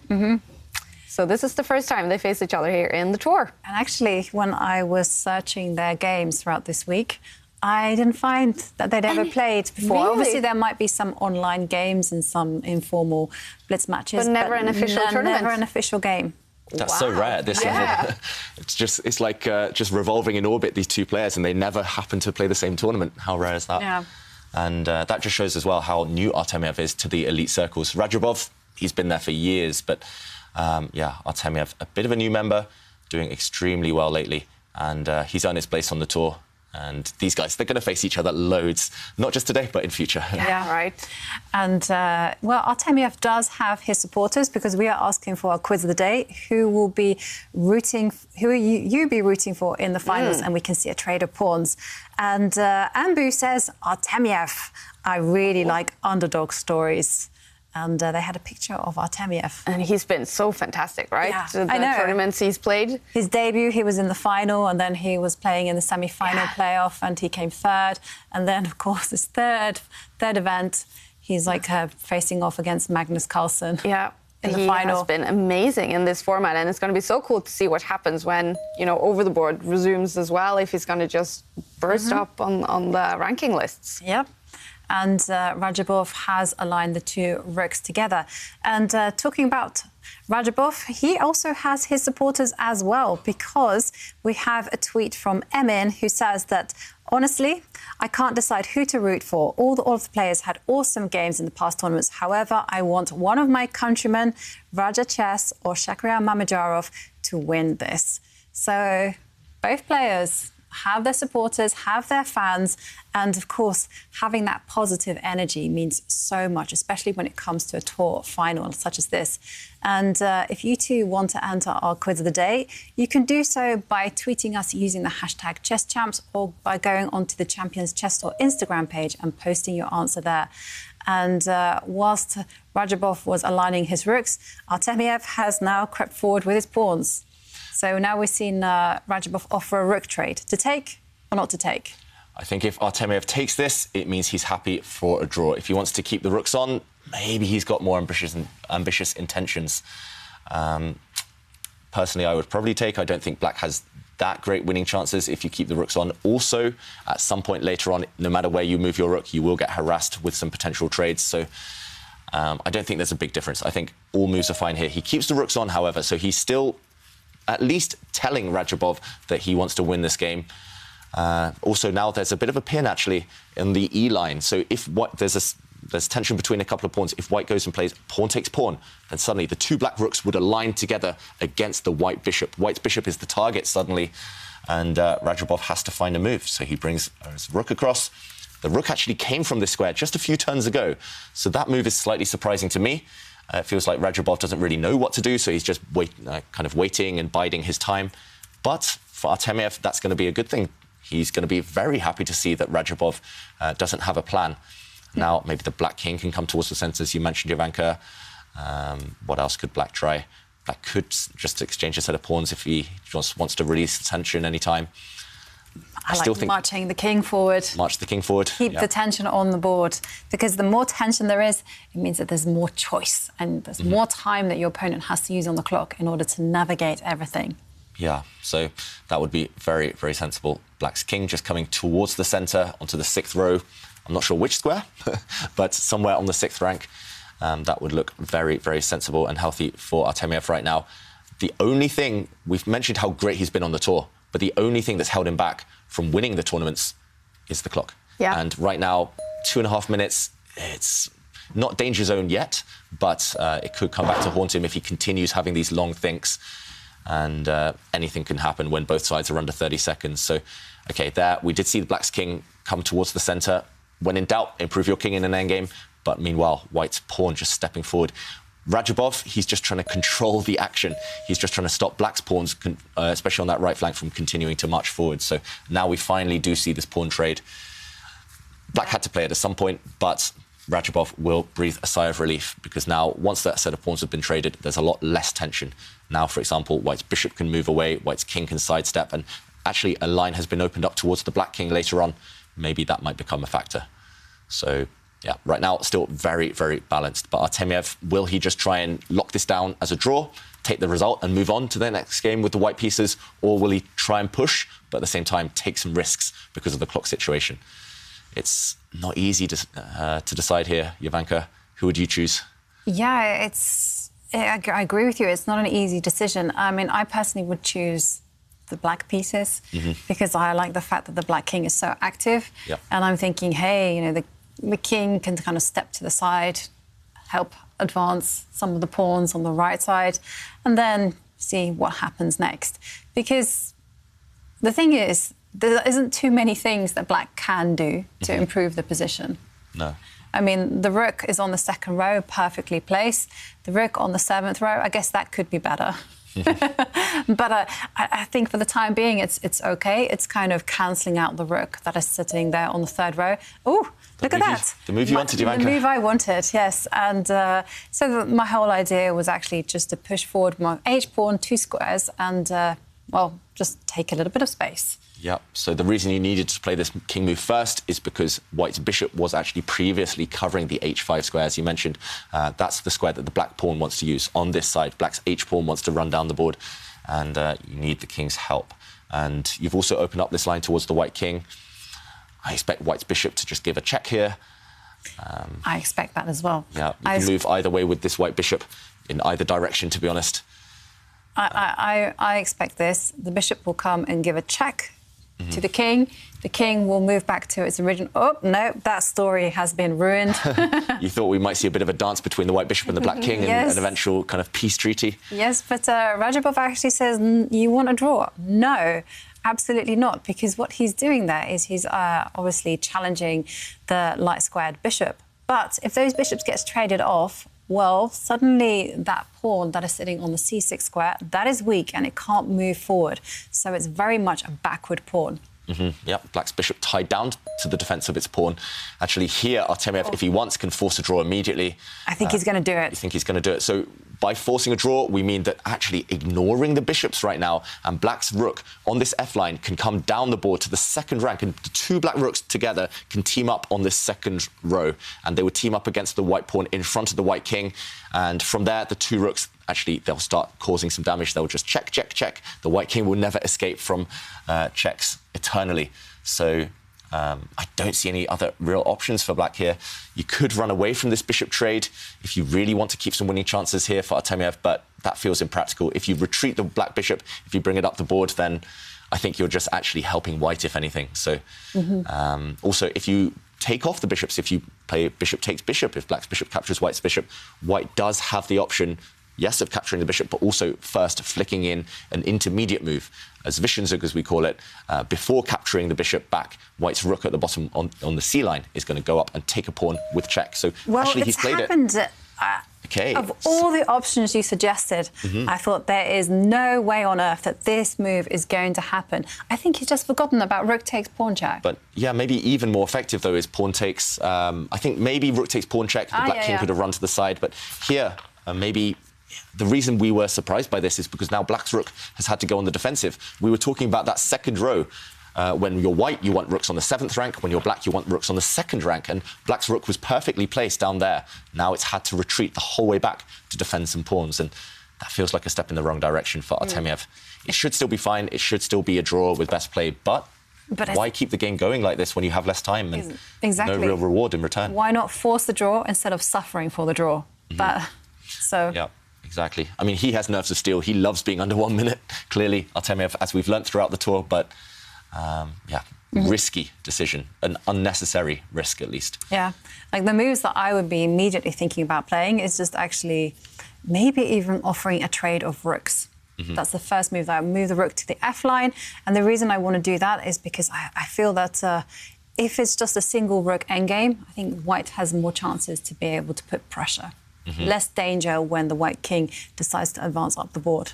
Yeah, and Artemiev slightly shook his head there. Maybe he's realising how double-edged his decision was. And I like your idea, Jovanka, for Radjabov with white to just get rid of one set of rooks, if you can. I think you can even do this in a few different ways. First, though, he brings his other rook to the top of the board.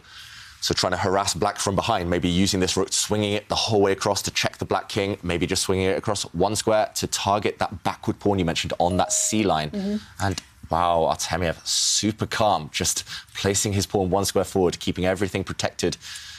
Radjabov slightly surprised, you can see on his face, by that last move. He's got more than a minute extra, but is that enough to cause some trouble? He knows that suddenly white is the one causing some threats. He's in the driver's seat. Now that's a check, forcing the black king back. Now he's going to go back to where he came from, that white rook, back in that direction at least. He's going to attack black's backward pawn on the c-line. The problem is that there's going to be a standoff. You know, the two rooks, two black rooks, are just going to sit there on the 6th row and just defend the weak spot in the position. And when the two white rooks, again, they have to coordinate together to attack 1 point. And, well, you can see that Radjabov moved his rook to the E8 square, so it was threatening to come 2 squares forward. And Artemiev is moved his king so that he can also challenge a rook if it goes to the 6th row. Yeah, but white's rooks, they're going to do the attacking. The black rooks are going to do the defending. This one should still be a draw, as we mentioned, but it feels like Radjabov's making some progress, creating some threats. And look at the two black rooks now. They're both stuck defending their 7th rank. Now, white's rooks have the freedom to get active. I expect to see white's rooks both at some point sit on the 8th rank and just try to sneak in from behind. Maybe white will deal with his king first. Maybe white's king will try and improve itself. It can't come towards the centre because it's cut off by black's rook, but it can kind of zigzag using the edge of the board and then back towards the middle, back towards the centre at least. Yeah. I don't like the white king kind of cut off, not doing anything.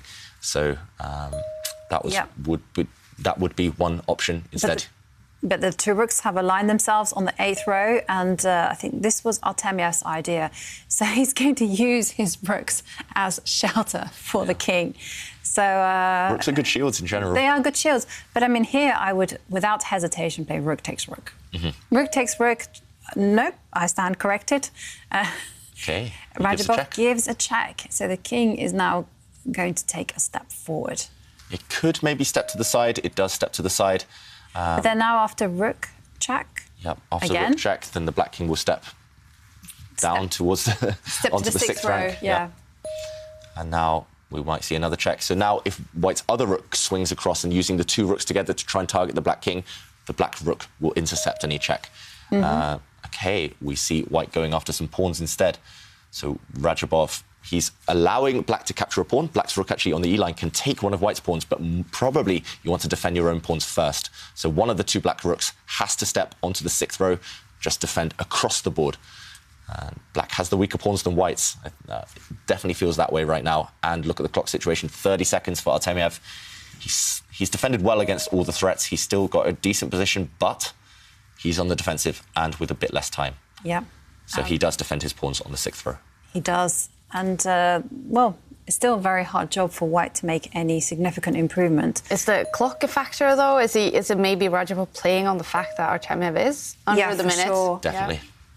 For sure. And I'm expecting that the rooks get traded off. Now. No.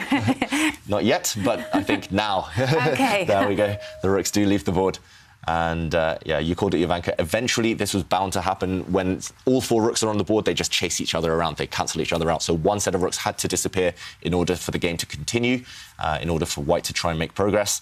And Radjabov breathing out there.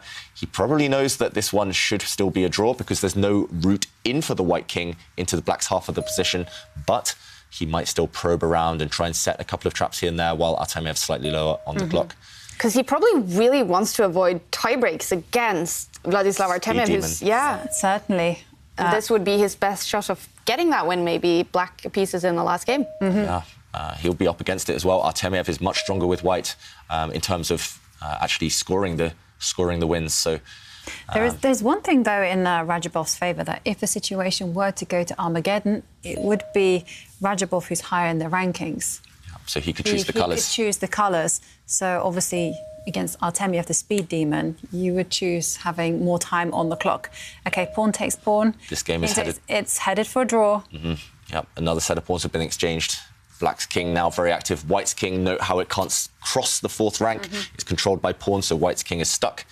White gives a check. The black king steps back and... I think the white rook will now go back to where it came from. We'll see a bit of a dance, a bit of a yo-yo. White's rook just swinging back and forth, back and forth. And black will just sit and wait. There are no weaknesses, actually, in black's camp. At least no weaknesses that can't be covered. So now Artemiev, he's brought his king across, and we will see the players repeat the position. There's just no way forward, no progress to be made. And there we go. It is a draw. It is a draw. A third draw between Timur Radjabov and Vladislav Artemiev. And Artemiev is laughing. Wow. What is that about? Talking to himself as well. Okay, we know he has a arbiter sitting in the same room, so he's probably talking to the arbiter about maybe the arbiter suggesting a move. You could have done this and that. Well, definitely, this is a new situation for them. It is the first tournament when arbiters have been placed inside the rooms of the players. Do you think it's very different for them, David? For sure. Yeah. I mean, previously, we've seen players just sit there in T-shirts and shorts, like they might have just woken up. But you can't do that if there's an arbiter in the room. You feel like you need to make more effort, and it might make you focus more, but it also could be a slight distraction depending on the player. So I wonder what it's like, though, because this arbiter actually has to come to their home. I wonder if they're like, hey, do you want a cup of coffee? Are you okay? I wonder how it works. It's going to be a little bit strange. I guess you would be polite, right, to offer them a cup of tea or coffee and some cake and say... and hopefully the arbiter doesn't fall asleep. Sometimes the arbiters have been known to fall asleep. Yeah. All right. Well, it is a draw between these two. 3 draws so far. If we have a winner in Game 4, then that player will take home 3 points. If it's tied, then this one will go into tie breaks.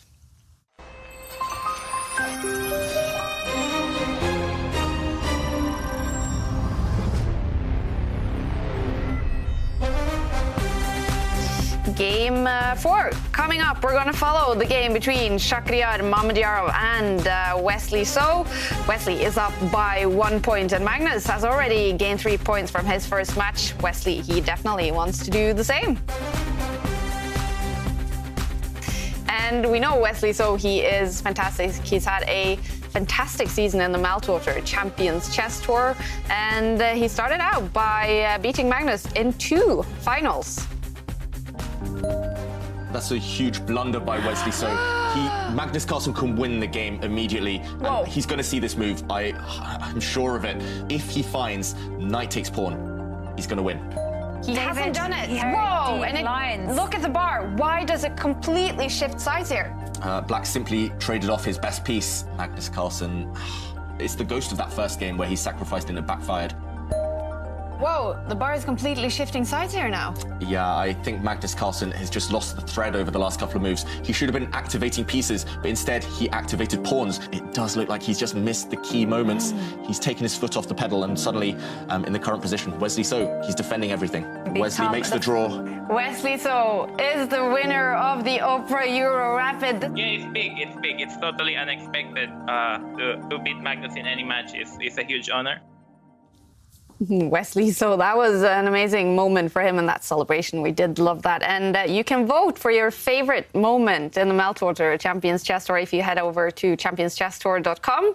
And 10 lucky voters will get a Meltwater Champions Chess Tour t-shirt. So go ahead and vote for your favorite moment. And we're joined now by Ginger DM Simon Williams. We had many favorite moments with you here in the studio, Simon. It's good to see you.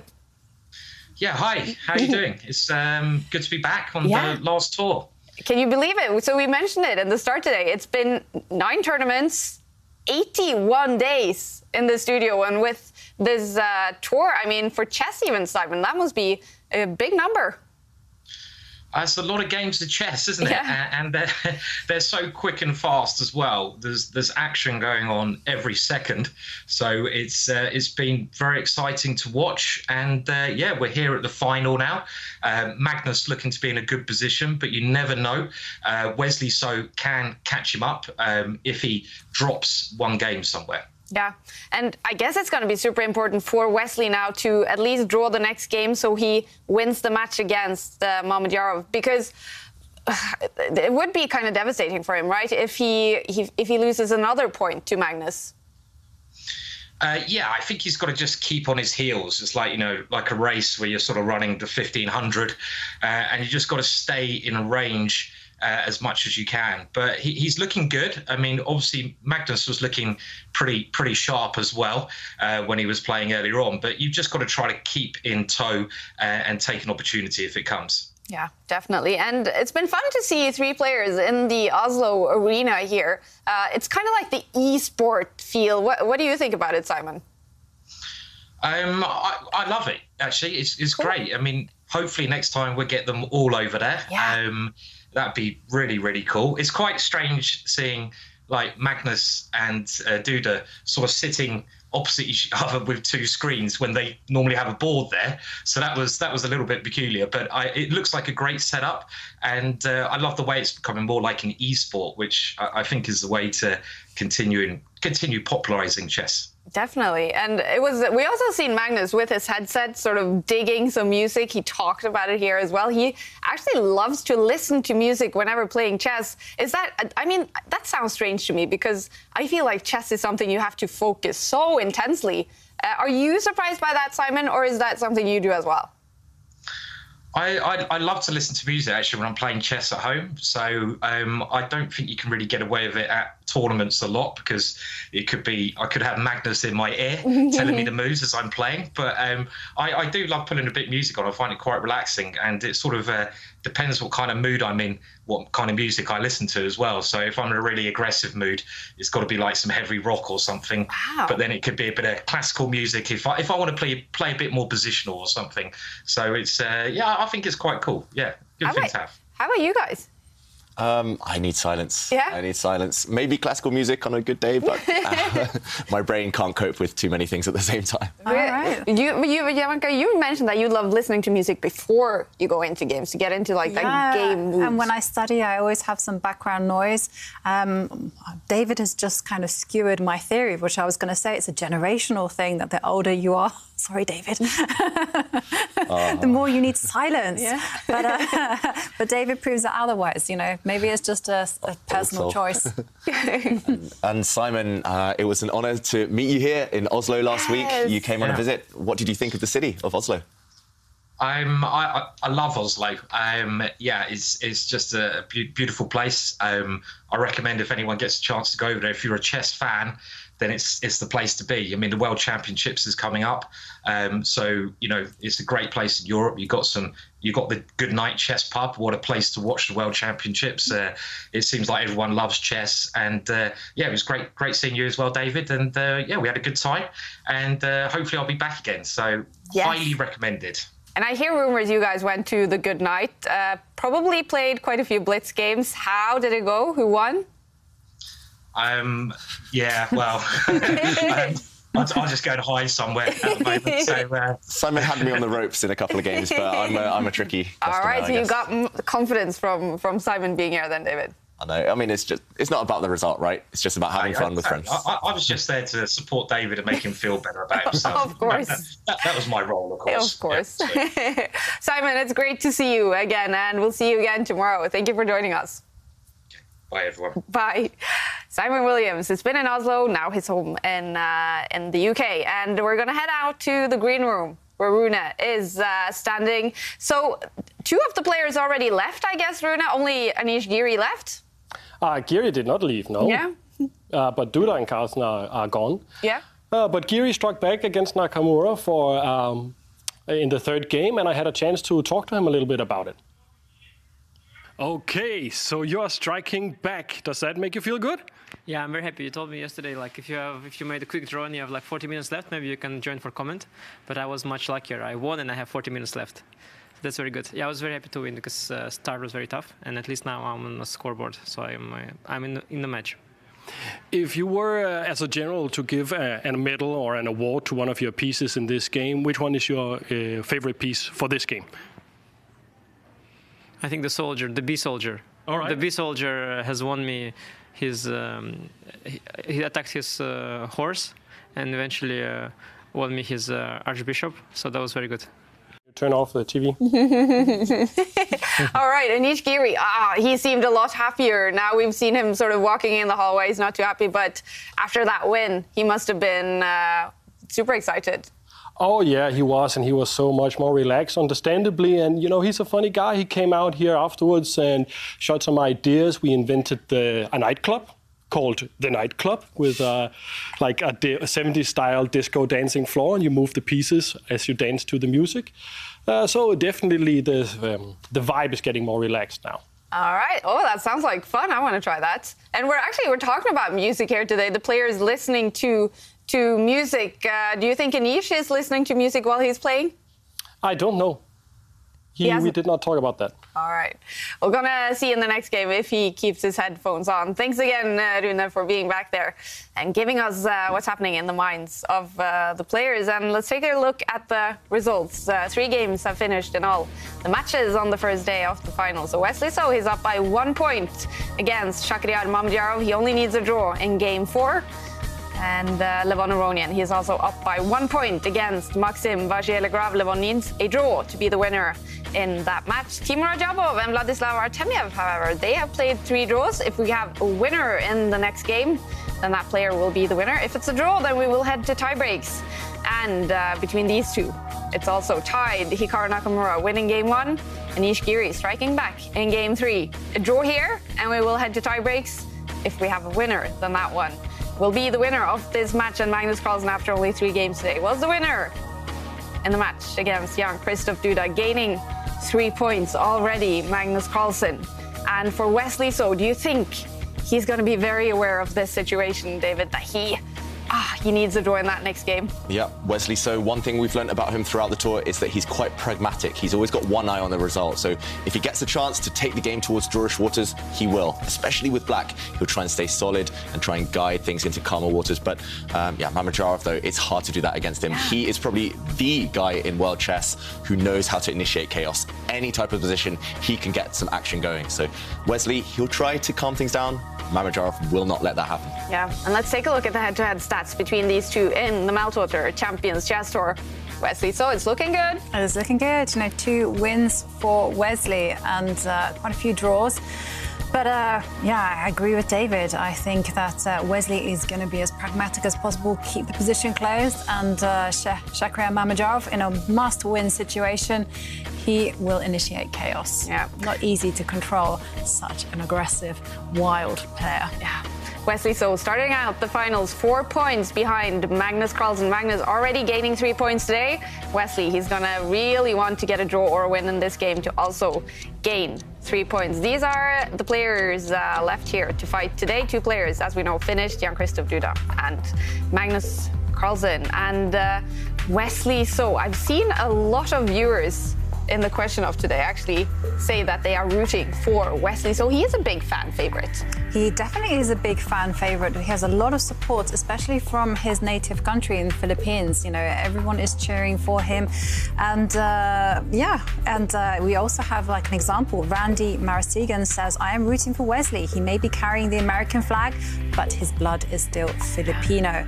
He inspires a lot of young Filipino chess players. Yeah. And of course, he's inspired Manny Pacquiao, who's going to be taking part in our celebrity charity chess challenge. Yes, that's coming up in a few days, you guys. We had Manny Pacquiao, the fantastic boxer. He's also a senator in the Philippines, playing Magnus Carlsen at 10 years old. So in a few days, you'll see how that goes. And Shakhriyar Mamedyarov now in boxing fight against Wesley So here. Game 4, he needs a win, Shakhriyar Mamedyarov, to take it to tie breaks. And here we go. There we go. He plays his night out on the first turn, the Reti opening. We've been talking about music as well throughout today.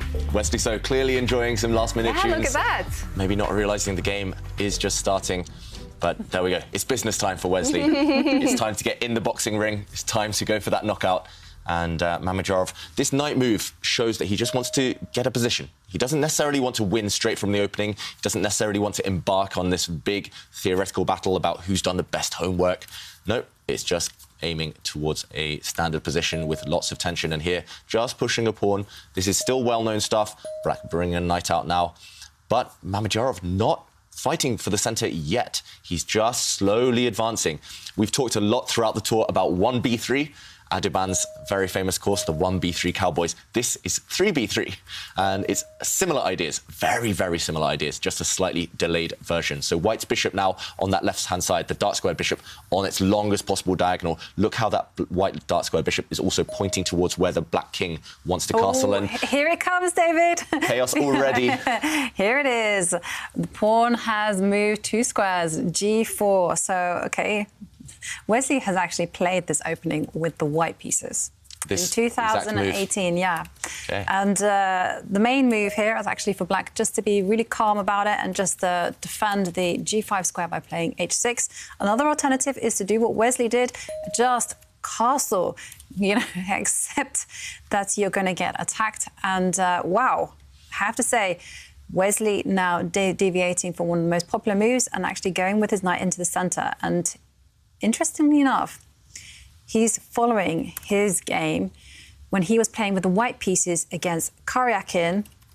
And yeah. How did that game end up, Jovanka? He lost. He had the white pieces and he lost to Sergei Karyakin. Okay, so Wesley, borrowing ideas from a former opponent. This is really instructive. If you're not sure about an opening, use your own experience and maybe check out some other strong players. So Wesley, he's lost this position with white. This time he's taking on the black side. And look at black's knight in the centre now. It's almost trapped. It only has one safe square to go to. It has to hop back. And look at white's pawns, meanwhile, on the right flank. White is definitely not castling on that right side because he's just initiating a pawn storm. That's what we call it when pawns run up the board. Often, white will actually try to sacrifice his pawns, or at least one of them, on this right side in order to open up lines for the white rook in the corner, for example. Maybe the white queen will join the action later on, but either way, this is Mamedyarov style. I very rarely see him play a game with white where he doesn't push these pawns forward and doesn't go on an early attack. So Mamedyarov, he will love this type of position in a must-win situation, but you need to back up these pawns with pieces, and that is white's problem. You need to somehow get your pieces on into the action from that left side. You need to get the white queen in. You need to get everything ready. Otherwise, an attack simply won't work. Black has done nothing wrong. Black occupies the centre with pawns, so black is very solid for now. And no one has played this game, but I can see that it has been studied. In 2019, being the latest time, they've analysed the moves pushing the pawn forward to challenge in the centre with c4. Another move has been like keeping things flexible with the queen moving one square diagonally. And another move that's been analysed way back in 2015. Who believes that was like 6 years ago? But it was. And that's just to slide with the rook one square, move it to g1.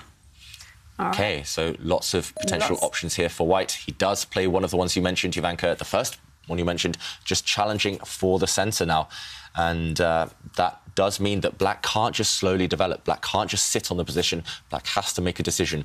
What do you do in the centre with this central pawn tension? Do you trade or do you push forward? Do you just leave it? Wesley has some big questions to answer. So often when you're in a must-win situation, I think that's the wisest strategy. Just give your opponent lots of options where maybe 2 or 3 or 4 of the options look similar, look roughly the same. They're all hard to evaluate. Just keep all the pawns, all the pieces on the board and hope that they burn time. I have news for you, David. They've kind of transposed back into the game between Wesley So and against Sergei Karyakin. And here is Wesley's idea. Because in that game, Sergei Karyakin actually picked up his b-pawn, moved it one square to give some air to the light square bishop. Here, he's like, hang on a second, I'm going to go forward with my pawn in the centre. And this might look like a pawn sacrifice, but it isn't. If white had taken that central pawn, there would have been consequences. Black's queen on the central line had a bit of X-ray vision. It would have definitely backfired on white there. So white, Mamedyarov deciding there's no time to capture black central pawns, no time to push your own pawns forward for an attack. First, he's trying to prioritise getting the white king to safety. And that does mean a bit of an awkward queen move, white's queen coming across, but the real idea is to shift white's king across to the left side. White wants to castle onto that left flank. It's not going to be entirely safe there, the white king, but it's probably the safest place out of any. And actually, Wesley So preempts that by already initiating his own pawn storm, his own pawn break on this left flank. So he's really trying to crack open white's pawn structure. It's going to be all about piece play now. All of these pawn pushes, they look nice, they look fancy, but they leave lots of weak squares behind, and it's about whose pieces can capitalise on those weak squares later on. So both light square bishops now occupying this really nice long diagonal, just kind of balancing each other out. And this is the critical moment. Will Mamedyarov leave his king in the centre now? Because it doesn't look safe on either side. If white's king stays in the centre, though, it's going to be hard to attack the opponent's king. So, I mean, plenty of questions right now for either side, both sides to face. Wesley So, with the prior experience of this type of position at least. Did you expect that, David? I did mention he's going to sacrifice a pawn. I didn't think now was the time, but... That pawn is very far advanced. When I saw it come up on my screen, I was like, no way. But of course, it is a little bit thematic. Yeah, but I mean, you sacrifice a pawn like that in order to use your your h-pawn as a battering ram and you just want to open up lines. But boy... That pawn, I mean, that poor pawn, it's fallen on its own sword. It's gone on a suicide mission, this pawn. It's about to get captured. As you mentioned, Jovanka, the reason he's done this is actually in order to open up lines. So right now, black can capture this pawn in 2 ways, this intrepid intruder. If you take this way, it's less tempting because suddenly you do fall. Your pawn in the centre might fall at some point. But if you capture with the other pawn, then you do open up a line potentially for the white rook, and white's rook will try and get towards the black king. Maybe here you can just block things up. This is personally what I would be very tempted to do, just block things up and just keep ignoring this white pawn. OK, he has taken this way, so we might see it, but you can keep ignoring this white pawn forever. Wesley So, he needs to keep this line closed. You do not want to allow white's rook into the position. So now, first he's done it. You ignore the pawn once, then you ignore the pawn a second time, then you ignore the pawn a third time, and you finally blockade it. 1 square away from promoting to a new queen.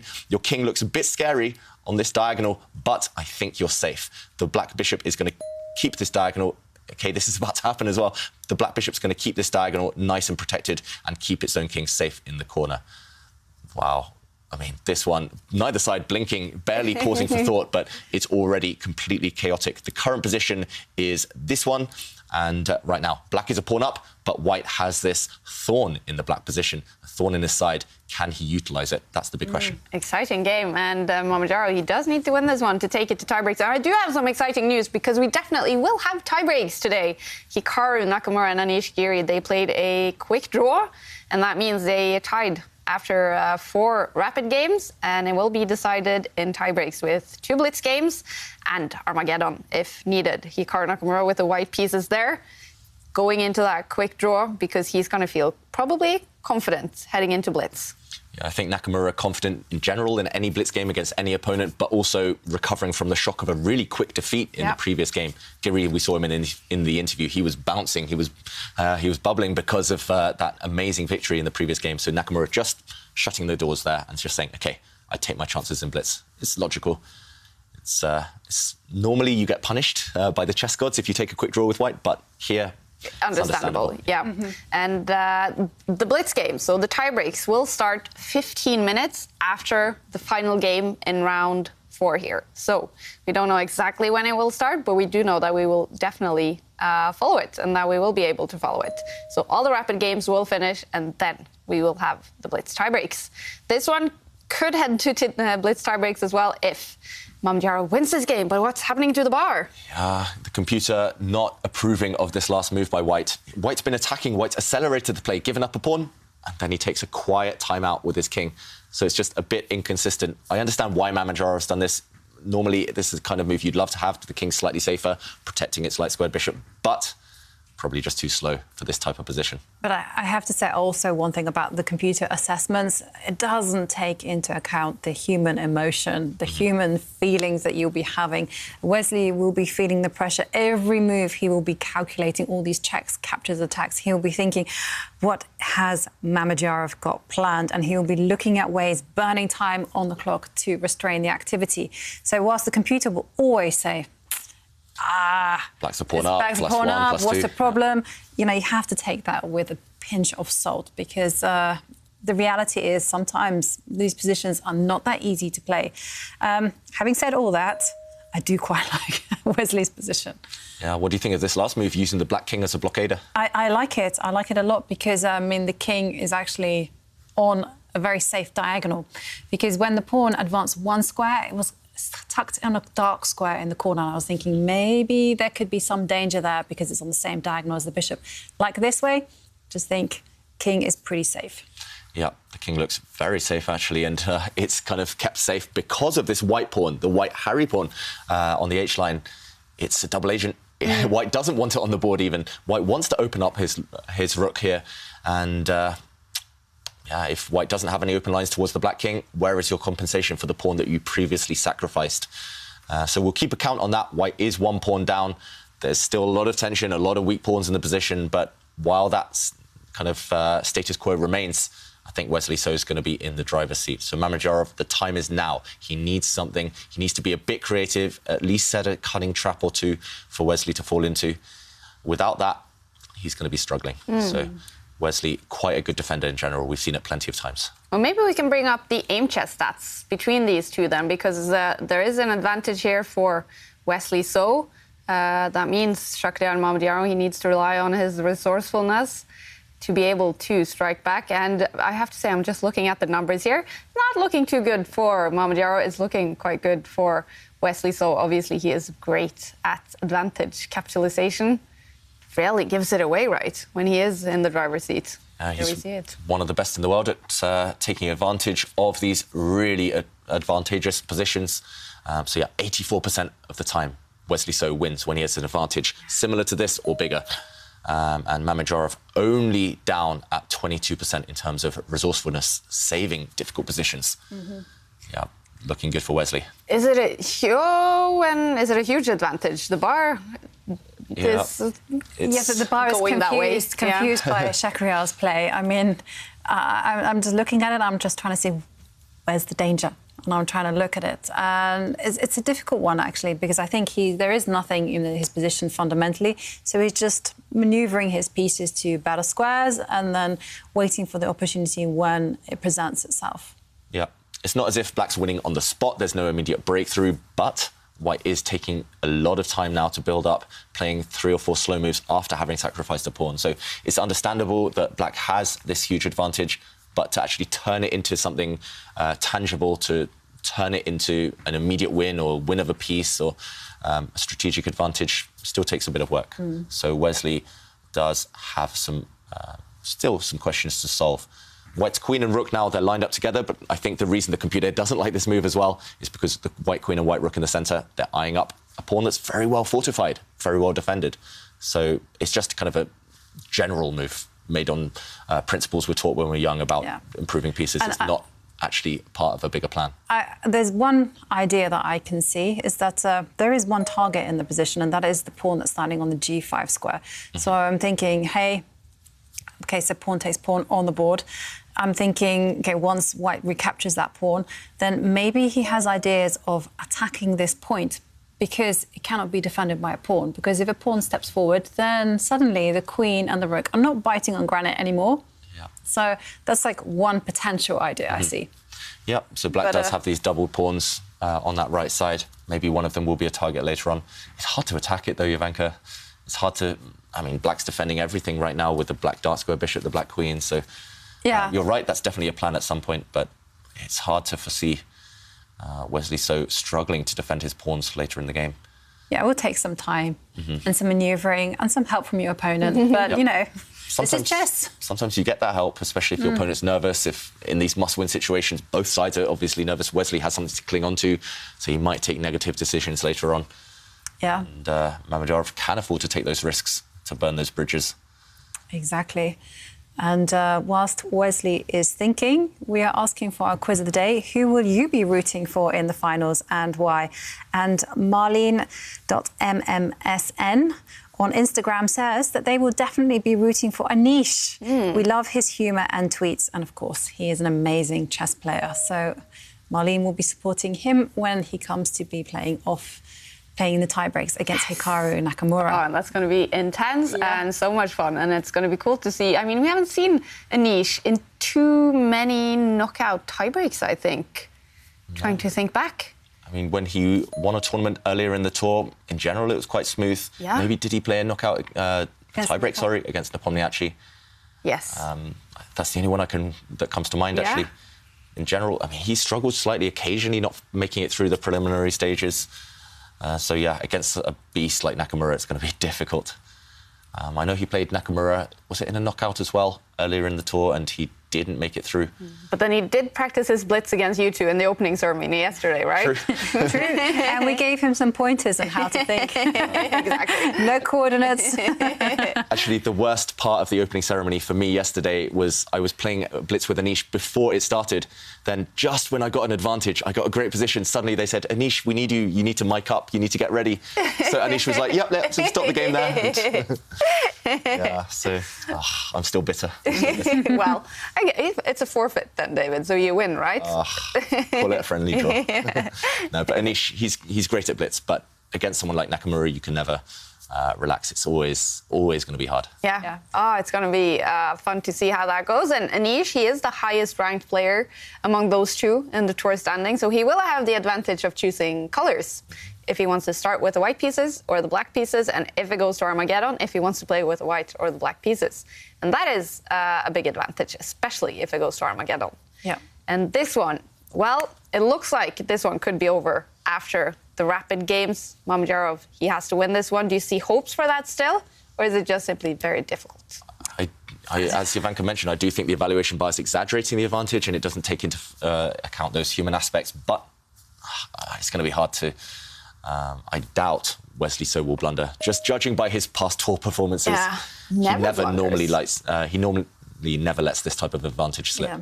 And a few things that worry me about Mamedyarov's position is the bishop that is stuck there in the corner. It's doing nothing. He literally just put it on that square as well. Yeah. Locked in.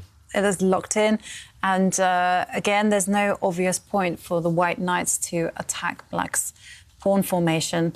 So, OK, Wesley being bold and stepping forward with his pawn, attacking the knight. So now the knight has to take a step backwards. Yep, that knight has to retreat. You can retreat in two different directions, to the right, to the left. You can even step back to the first row, but either way, the white knight's not going to be in a great square.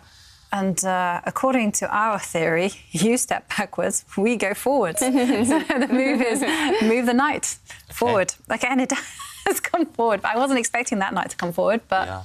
It looks decent, though. Yeah. Now black is guaranteeing that he's going to eliminate white's light-squared bishop. And once white's light-squared bishop gets traded off for that black knight on the edge of the board, look at black's light-squared bishop on this diagonal. It's going to cause all sorts of nuisance. And, OK, actually, Mamedyarov says, no, I can't afford to let you take off my light-squared bishop. So he gives up a rook for a knight. Right now, Mamedyarov is down 3 points on the board. He's down a rook for a knight, and he's down a pawn. Yeah, he's playing for tricks now. He's hoping for blunders. Right, he's gone with his knight to that left side. He's attacking black's light square bishop this time, but if that light square bishop just moves, just retreats, there's no compensation at all here. It's just one move tricks, one move threats, and Wesley So will be well equipped to deal with those. Mm-hmm. Yeah, absolutely. I mean, there's just one trick on the board right now, which is knight takes bishop. It's followed by bishop takes knight. Mm-hmm. But OK, there is no way that Wesley will miss such a thing. No.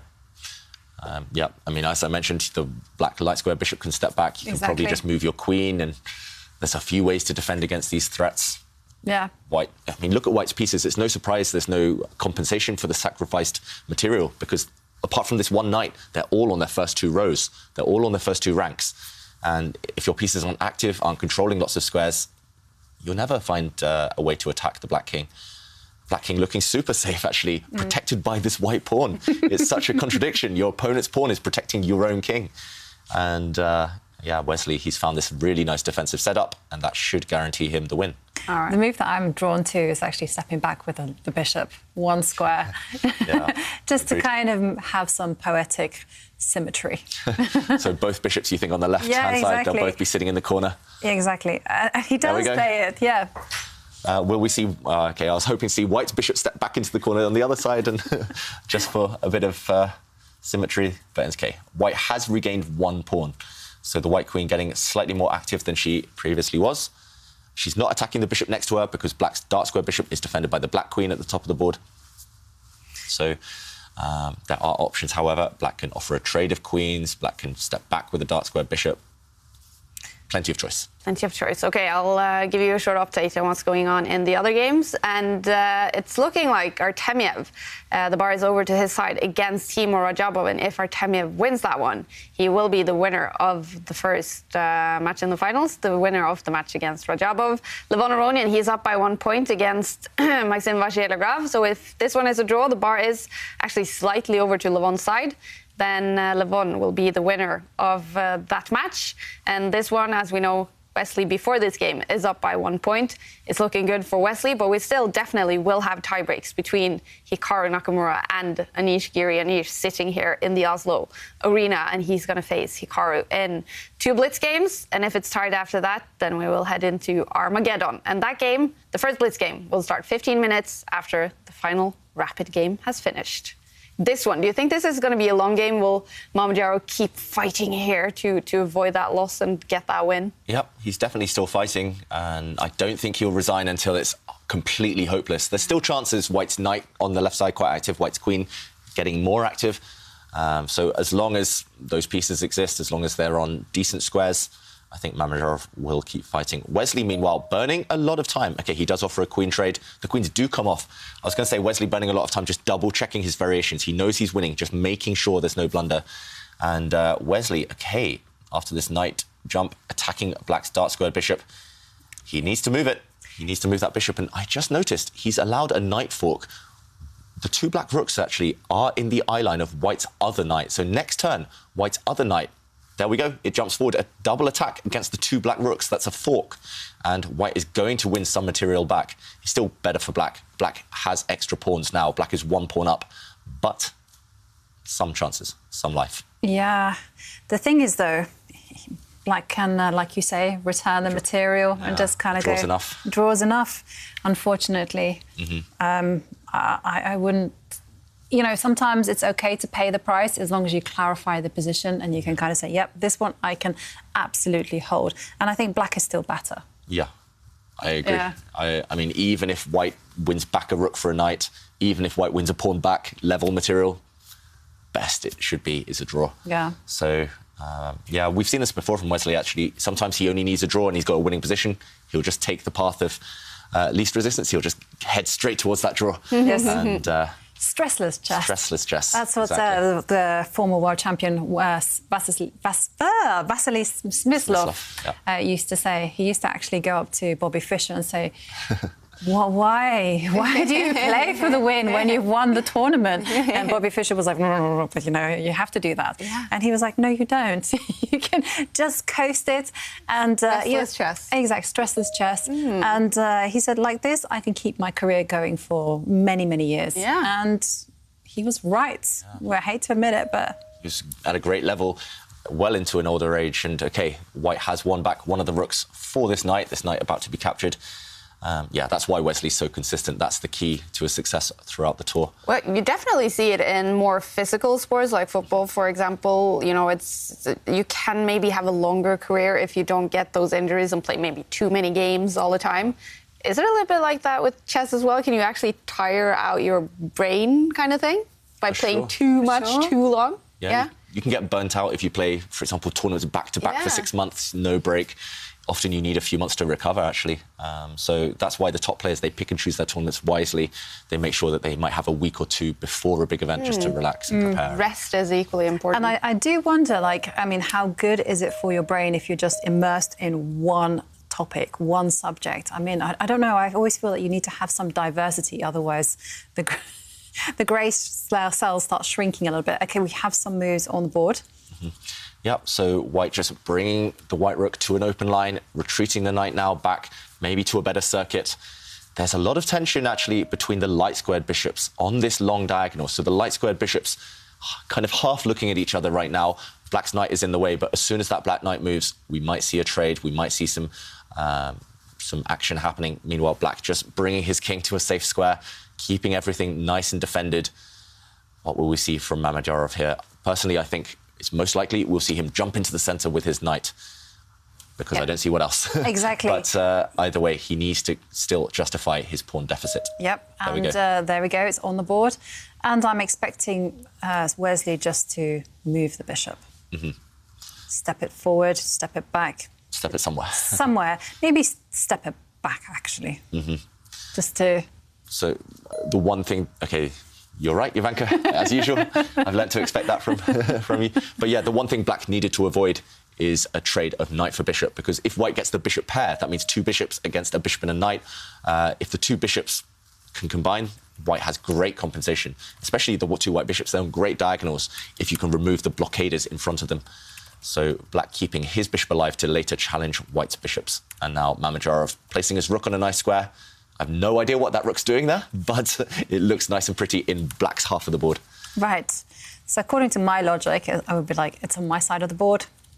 I think evict it, exactly. Get rid of it. So I'm just wondering... How? Yeah, this is a big an issue, so you can't quite do it just yet. So that, I think Mamedyarov, firstly, he's trying to play quick and putting pressure on the clock, but secondly, he's just trying to play what I call annoying moves. They don't necessarily threaten anything, but they just make the opponent feel uncomfortable. This is something I try to do sometimes. You just scare your opponent, especially physical over-the-board chess. You play a long move into their camp, and you just kind of look at them, and they think, oh, no, I'm panicking now. They think that they're being attacked, even if it's just a ghost. Do you then eyeball your opponent and go, yeah. Sometimes I just stretch like Levon Aronian, or I get up and walk confidently, but OK, you can't bluff like that in online chess, but meanwhile, that white rook will take a while to kick out from the black territory. And now white's knight stepping back. I mentioned those light-squared bishops. I think he just wants to get out of the way of his own light-squared bishop there, Mamedyarov. Yeah. And if Wesley just says, hey, I'm not afraid of all this. I'm just going to play very calm and collected, maybe overprotect some pawns. Yep. I think we'll see it, Jovanka. Yeah, I really think so. Black's central pawns are a bit loose, especially the pawn on the 5th rank that's eyed up by white's rook. So why not defend it, right? That's the that's conventional wisdom there, especially in speed chess. Now that Wesley's under 4 minutes, just keep everything protected. If everything's defended, even if you blunder, it won't be that bad. And there we go, your move. Overprotecting all the pawns and, most importantly, blunting that white dart-squared bishop in the corner on the left side. Look at that bishop's diagonal. It's on the same diagonal as the black king, but now it's got 3 pawns in its path in the way. So, yeah, great move there from Wesley. So, yeah, we were talking about, you know, getting enough rest. And Wesley, in the previous tournament, he didn't do too good in the Aim Chess US Rapid. And he was playing back-to-back tournaments back then, right? He was just constantly playing tournaments. I do know he took some rest before this tournament, went to a cabin with his family. So he looks rested and ready to fight. So if he does well, we know the secret now. Yeah. Yeah, well, they say that it's a really good way to recuperate. It's just to go out in nature, take a look at some greenery, go for hikes, get some fresh air. And, yeah, well, you can see Wesley is playing exceedingly well here. You know, I'm very impressed by the way that he's always making the pragmatic but still high-pressure choices. Yep. OK, so high-pressure choices. He decides, OK, enough is enough. Those light-squared bishops have to leave the board.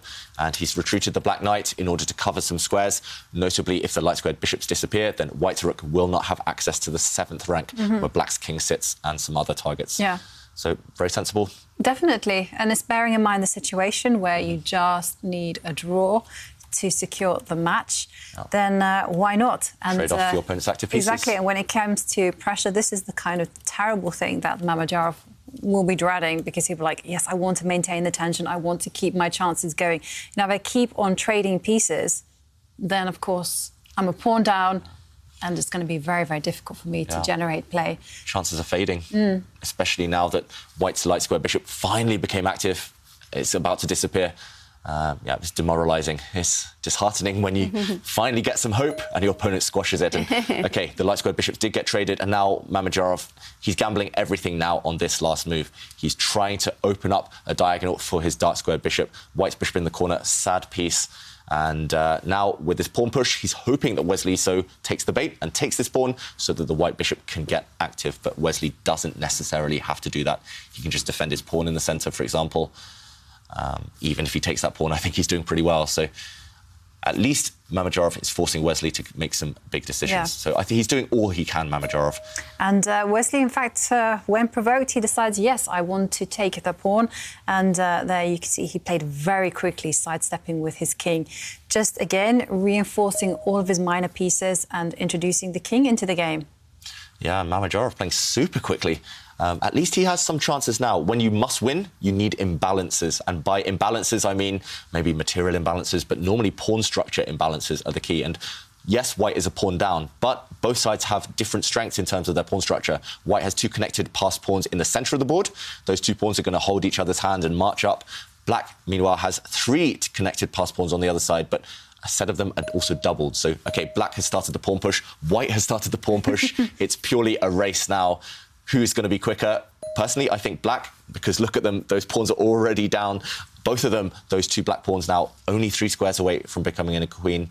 But white still has some chances. If you can stop and kind of paralyse those black pawns and focus on your own central pawns, maybe some hope. Yeah. White's bishop there just attacking black's pawn in the corner, and maybe just kind of guarding a potential promotion square of one of black's pawns. It's not that easy, actually, to advance the black pawns. Meanwhile, it's quite straightforward to advance the white pawns. So Mamedyarov, with his bishop move, is getting ready to push the c-pawn up one square. How to handle that? Maybe you don't handle it. Maybe you don't. Or maybe you can attack the rook, but maybe what's the point of attacking the rook? Yeah, I think maybe that black pawn in the corner that is attacked by white's bishop, maybe you just leave it to attack white's rook later. OK, first, Wesley So flicks in a check, so he advanced one pawn with gain of time. White's king, slightly surprisingly, maybe going towards the centre, away from the black pawns, just ignoring those black pawns completely. But the white pieces, the white minor pieces, bishop and knight, do keep an eye on the further advance of those black foot soldiers. And things are getting really exciting here, because just look at those pawns go. And now Wesley attacks the rook. The rook has only got one square to move to, and that has to move to the a5. Oh, he doesn't. He gives up one of his pawns, potentially, because if that white rook had shifted across and stayed on the 5th rank, black's knight would have jumped out. So actually white has given up and lost one of his key pawns, it looks like. Yeah, I'm just really worried, actually, that you can just sacrifice material because you have these pawns that are going to so close to queening. Yeah, I think pieces are less important here. It's all about pawns. Yeah. And black has got rid of one of white's most dangerous pawns. There is a pin right now. White is overpowering the black bishop. If the black bishop moves, then white's rook is going to go and capture the black rook at the top of the board. But maybe Wesley So can just do that. But I think you can just run with a pawn. I think it's time. Run, Forrest, run. Yeah, exactly. Which pawn do you want to push for black? I'm thinking even, OK, so I'm doing some quick calculation. I'm thinking even the g-pawn you can give, because you can sacrifice everything. You can give up the rook, because these two pawns are just going to walk their way to the destination. I agree. So just forget the pieces right now. Just ignore them, let them do their own thing, and just use those two black pawns together. And normally you want to advance them both side by side, right? Yeah. That's why you want to push the g-pawn. Because if you push one pawn too far, the other pawn doesn't support it. So you need to push one, and together they'll do the work. The shuffle. Yeah. And actually, I think that's the killer move. I think that will secure Wesley's victory. Is that the only move to pass? Let me just check. Is this the only path? Feels like there must be other ways. There's other ways. Okay. But that's the most concrete one. So bishop takes bishop. That's also absolutely winning as well. Yeah, this was the one I was actually first attracted to, just to clarify the tension. And OK, black has given up his rook, but he got a bishop in return. And now black's bishop and black's knight are completely locking down white's central pawn. White's central pawn will never advance anymore. And meanwhile, black's pawns on that right side, they don't need to rush. They can take their time. And white's knight will be forced to run back and stop them. It's looking good for Wesley. So for Levon Aronian, however, he only needs a draw in his final game against Maxim Vachier-Lagrave, but the bar has shifted all the way over to Maxim's side. And if he wins that game, then that one too will go to tiebreaks. OK, some drama. It was looking so good for Levon. It even looked like he could be winning that game. Yeah, I think he's just made a blunder, but it's not an obvious one for a human. So big moment for Maxim Vachier-Lagrave. Will he take that chance, this fleeting one-move opportunity, or will he miss it? It's a big question. Aronian, he's going to be crossing his fingers and hoping that Vachier-Lagrave doesn't find a way to get to that black king. So, OK, we'll update you guys on the result if it happens there. Meanwhile, here, just a couple of pawn pushes on the last turn. Now, Wesley just manoeuvring his bishop. He's trying to eliminate the white knight. The white knight is the only potential defender of those black pawns now. So, very sensible move there from Wesley So. Also, the black king at some point will be ready to join the action. Yeah, white's king, meanwhile, stuck in limbo in no man's land. It can't come towards the black pawns. No squares available, and it doesn't want to shift the other side either. Yeah, it's a matter of time now. Mamedyarov on the brink of defeat. Yeah. And that's bad news for Mamedyarov, because he is in a must-win situation. Yeah. It's looking good for Wesley So. He really wants those 3 points to keep up with Magnus Carlsen on the overall standings. OK, so Mamedyarov moves his knight, but what's to stop the pawns from advancing? Nothing is the answer. They're coming, Jovanka. You wanted to advance these pawns long ago, but finally they have made their move. And the white king stepping back, this was Mamedyarov's last remaining hope, but the black knight joins the action, joins the fun. And this supports the pawn that's sitting there on f2, so now the g-pawn can take one step forward. And Mamajarov's body language leaning forward, I think he's getting ready to resign. He's just double-checking that there's no last tricks, no last traps that he can set for Wesley So, but simply, as you mentioned, Black's G-pawn is the one that's going to advance next. If the White King steps back to try and block that pawn, then the Black Knight is actually going to jump in and deliver a deadly check. So one of the two pawns is going to become a new queen. That can't be prevented. And actually, look at the bar, plus 100. We know what that means. That means Black has a forced win. And, OK, White's trying with his pawn, but it's too slow. Black's pawns are far, far quicker. Yeah. And I was just thinking, why doesn't White retreat the rook? But they can't, because the bishop controls everything. And there it comes. There's a pawn.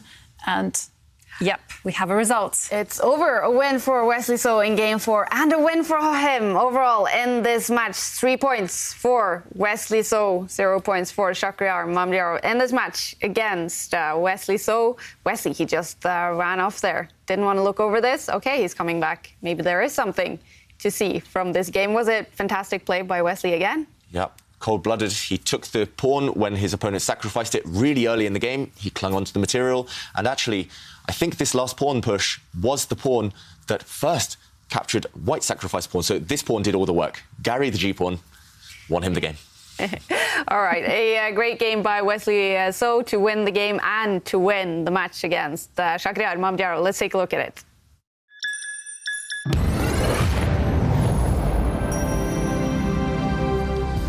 So endgames, they're not only about piece activity, but they are also about these pawns, these little foot soldiers, which don't do too much early in the game. Often they can be sacrificed in order to open up lines, but later in the endgame, they do become the most powerful force. And here, it's all about these two black pawns. Black's actually down a rook for a bishop, but it was the might of these pawns that won the game. Here, Wesley finished things off by pushing forward, and once the White Knight jumped forward, he just pushed again. And now that the White King is stuck, paralyzed, defending this black pawn, the Black Knight joined the action, and because now you've protected this guy, the other pawn next to it is free to run. And this is completely hopeless for Mamajarov, unfortunately. The only way to try and stop this pawn marching forward on the next turn is to use your king as a blockader, and it does look like White has a light squared blockade, but the knight is going to remove the blockade of the king with a deadly check, and once the king moves, Black will make a new queen, and this would actually be checkmate. This pawn push, this flood of pawns, won Wesley the game. All right. And do you think, Jovanka, after seeing Magnus winning his match, that this is just big relief for Wesley So he got the 3 points he needed? Yes, absolutely, because it still means he's within those 4 points touching distance of Magnus Carlsen. And also, it's very, very nice to win the rapid portion without having the stress of tie breaks. Yeah. And we're joined by Wesley So, sitting in still Minnesota, right? Hi, Wesley. Yeah. Hi, doing well. I'm very sad that this tournament's not held in San Francisco or Oslo. Like, maybe I should. But anyway, I'm at home here in Minnesota, so playing from here. I'm very glad to win the first match, of course. Congratulations on that. I mean, 2 wins here today. How happy are you with the first day in the finals?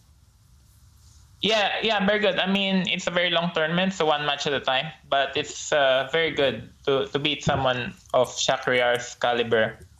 He's just amazing. It's incredible. I mean, of course, sometimes he has bad days. I think today was simply not his day.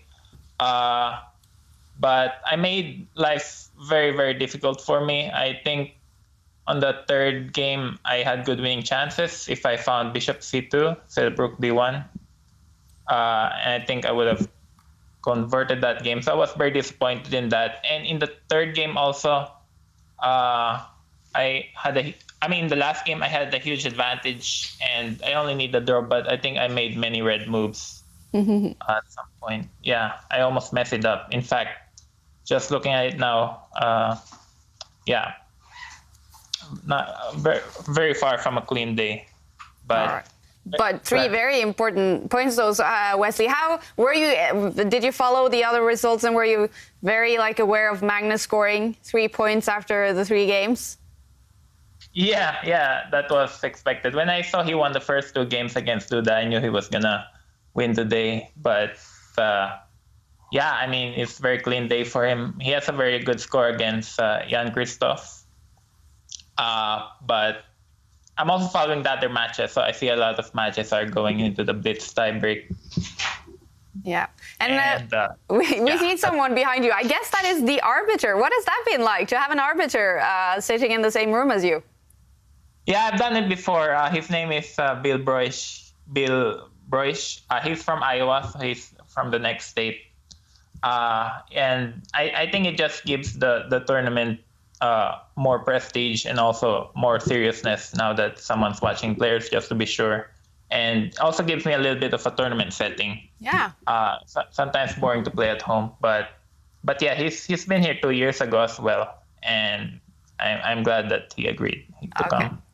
Glad to hear that. And I know in the Aim Chess US Rapid about a month ago, you were saying that you were feeling a little bit tired. You were playing tournaments back to back. I know you had a little bit of a time off now before this tournament. How important has that been for you to get some rest? Yeah, it's very important. I had 10 days of rest before this one. And then after this one, I have the US Championship, which is a classical over the board in St. Louis. I still believe that a player should spend half his time preparing and resting and half his time playing. But 10 days is not enough, but it's very important. But also I had this online here and there. Like yesterday, I also had a small online tournament, which we lost. So that takes up some time, but it's very useful. I actually feel good today. I feel a bit rested. Of course, it could be better. I could have prepared a bit harder for this event, but I decided to just rest and try to free up my brain, release some tension. And I was swimming for the last few days, exercising, and hopefully my brain will be relaxed. That's the most important thing. At some point, you just gotta give up working and you gotta rest. Yeah. So Wesley, how do you evaluate your chances now of catching Magnus at the top of the tables? Are you going to be taking big risks to try and get 3 points in every game, in every match today? Yeah, I suppose you want me to say yes. Yeah, I mean, of course, someone's got to try. I think there are a lot of strong players here. I think Levon and I had the best chances, and someone's got to catch Magnus. He's in a comfortable lead, and he's the best player, but someone's got to try. So I'll definitely, depending on my form, I just want to play some good chess. But yeah, certainly. Yeah, and on that subject, do you find it personally easier to be in the lead, or do you prefer playing catch-up? I think it's always better to be in the lead, but playing catch-up, you have nothing to lose, nothing to risk. And as Magnus said, the player plays the best when they're relaxed, when they're not fighting for anything, when they just want to have a good time. Like in my last day in St. Louis in the Chess 960, I had 50%, and at that point, I had given up any hopes of finishing in the top 3. So on the last day, I was just watching TV, relaxing, not doing anything at all. And then I just came up the board. I had black against Fabiano. I had absolutely no ambition, but I just want to play some chess. And I won my I won my next 2 games. Yeah. So yeah, I think when you're playing with no pressure, when you're just having fun and enjoying the moment, then things are going to be good. And we had Magnus there earlier. He was not aware at all that he's going to face Shakhriyar Mamdiyaro tomorrow. Do you know who you will be facing in match 2 tomorrow, Wesley? No. What's up with that? You guys, only prepare for the next game every time? Yeah, I know it's going to be someone strong, but... it's Maxim Vachier-Lagrave. I'll give you that. Okay, thank you. Yeah, that's a difficult opponent. Yeah, I mean, we want to take it one game, one day at a time. Is always optimal. Also, for these rapid games, I think opening preparation is not necessarily that crucial because you can get a big advantage, but that doesn't mean you're gonna win. So yeah, I mean, yeah, I guess Magnus is in good shape, but tomorrow we'll see what happens. Yeah, we wish you best of luck against Maxim tomorrow then, Wesley. Thanks for joining us. Yeah, thanks for having me. Wesley, so winning his match against Shakhriyar Mamdiyaro, gaining 3 points. Is there still games going on in round 4 here? No, No, there just had a result in the game between Maxime Vachier-Lagrave and Levon Aronian, and Maxime did win. Wow. So it looks like we're going to another set of tiebreaks. Well, should we take a look at that? Because you were mentioning it. A big blunder by Levon Aronian.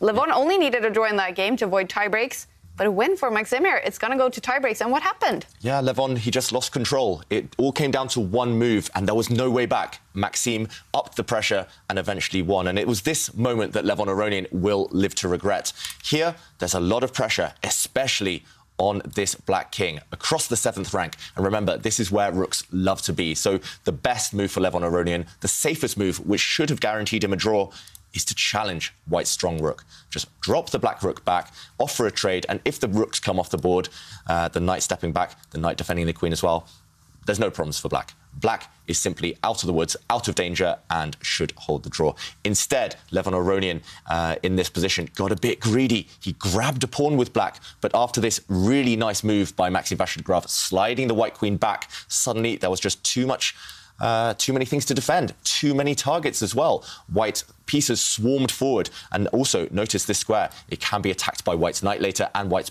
bishop later. Levon Aronian, he tried his best to cling on, but it did not succeed.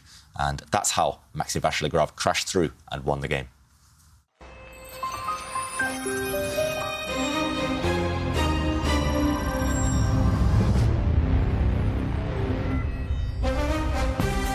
All right, it's coming up now in less than 15 minutes. A few of the matches have gone to tiebreaks, and we're going to follow the first blitz game between Anish Giri and Hikaru Nakamura. Let's take a look now at the results. So the first rapid games in the big final has finished. Wesley So, the winner in the match against Shakhriyar Mamadiyaro after winning 2 games. Wesley So gaining 3 points.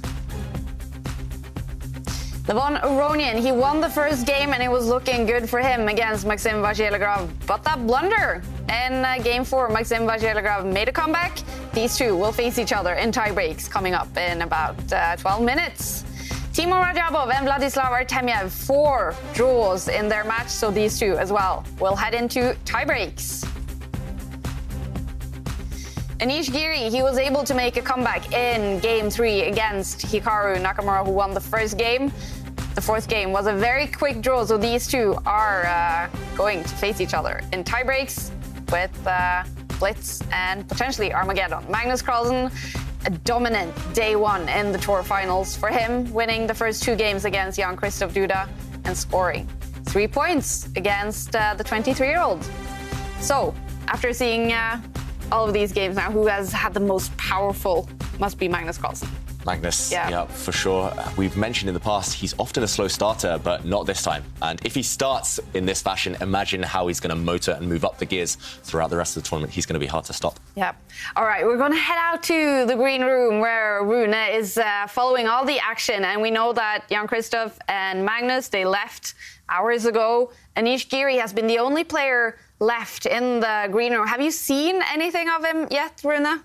Oh, yeah, absolutely. He's hanging out. He's a very chill guy and very nice to talk to. So we have the luxury of both following all the fantastic chess and having a super grandmaster to watch it with. So it's pretty good.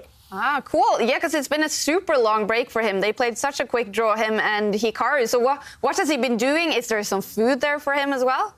Well, he has been setting up a way to make his own tea because he was dissatisfied with the way we made the tea. So we arranged that for him so he can make it himself. All right. I have to check with Anish what kind of tea he likes. And anything else going on in the green room, Rune? And I did have a chance to talk to him about how he felt about Nakamura forcing the draw with White to go to tiebreaks.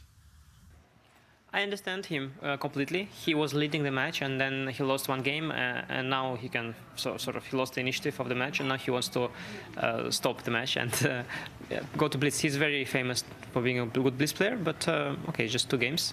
So we'll see. In any case, I'm happy after the start. I was feeling a bit shaky that I got on the scoreboard. I think that's good. And now, okay, we'll look forward to Blitz.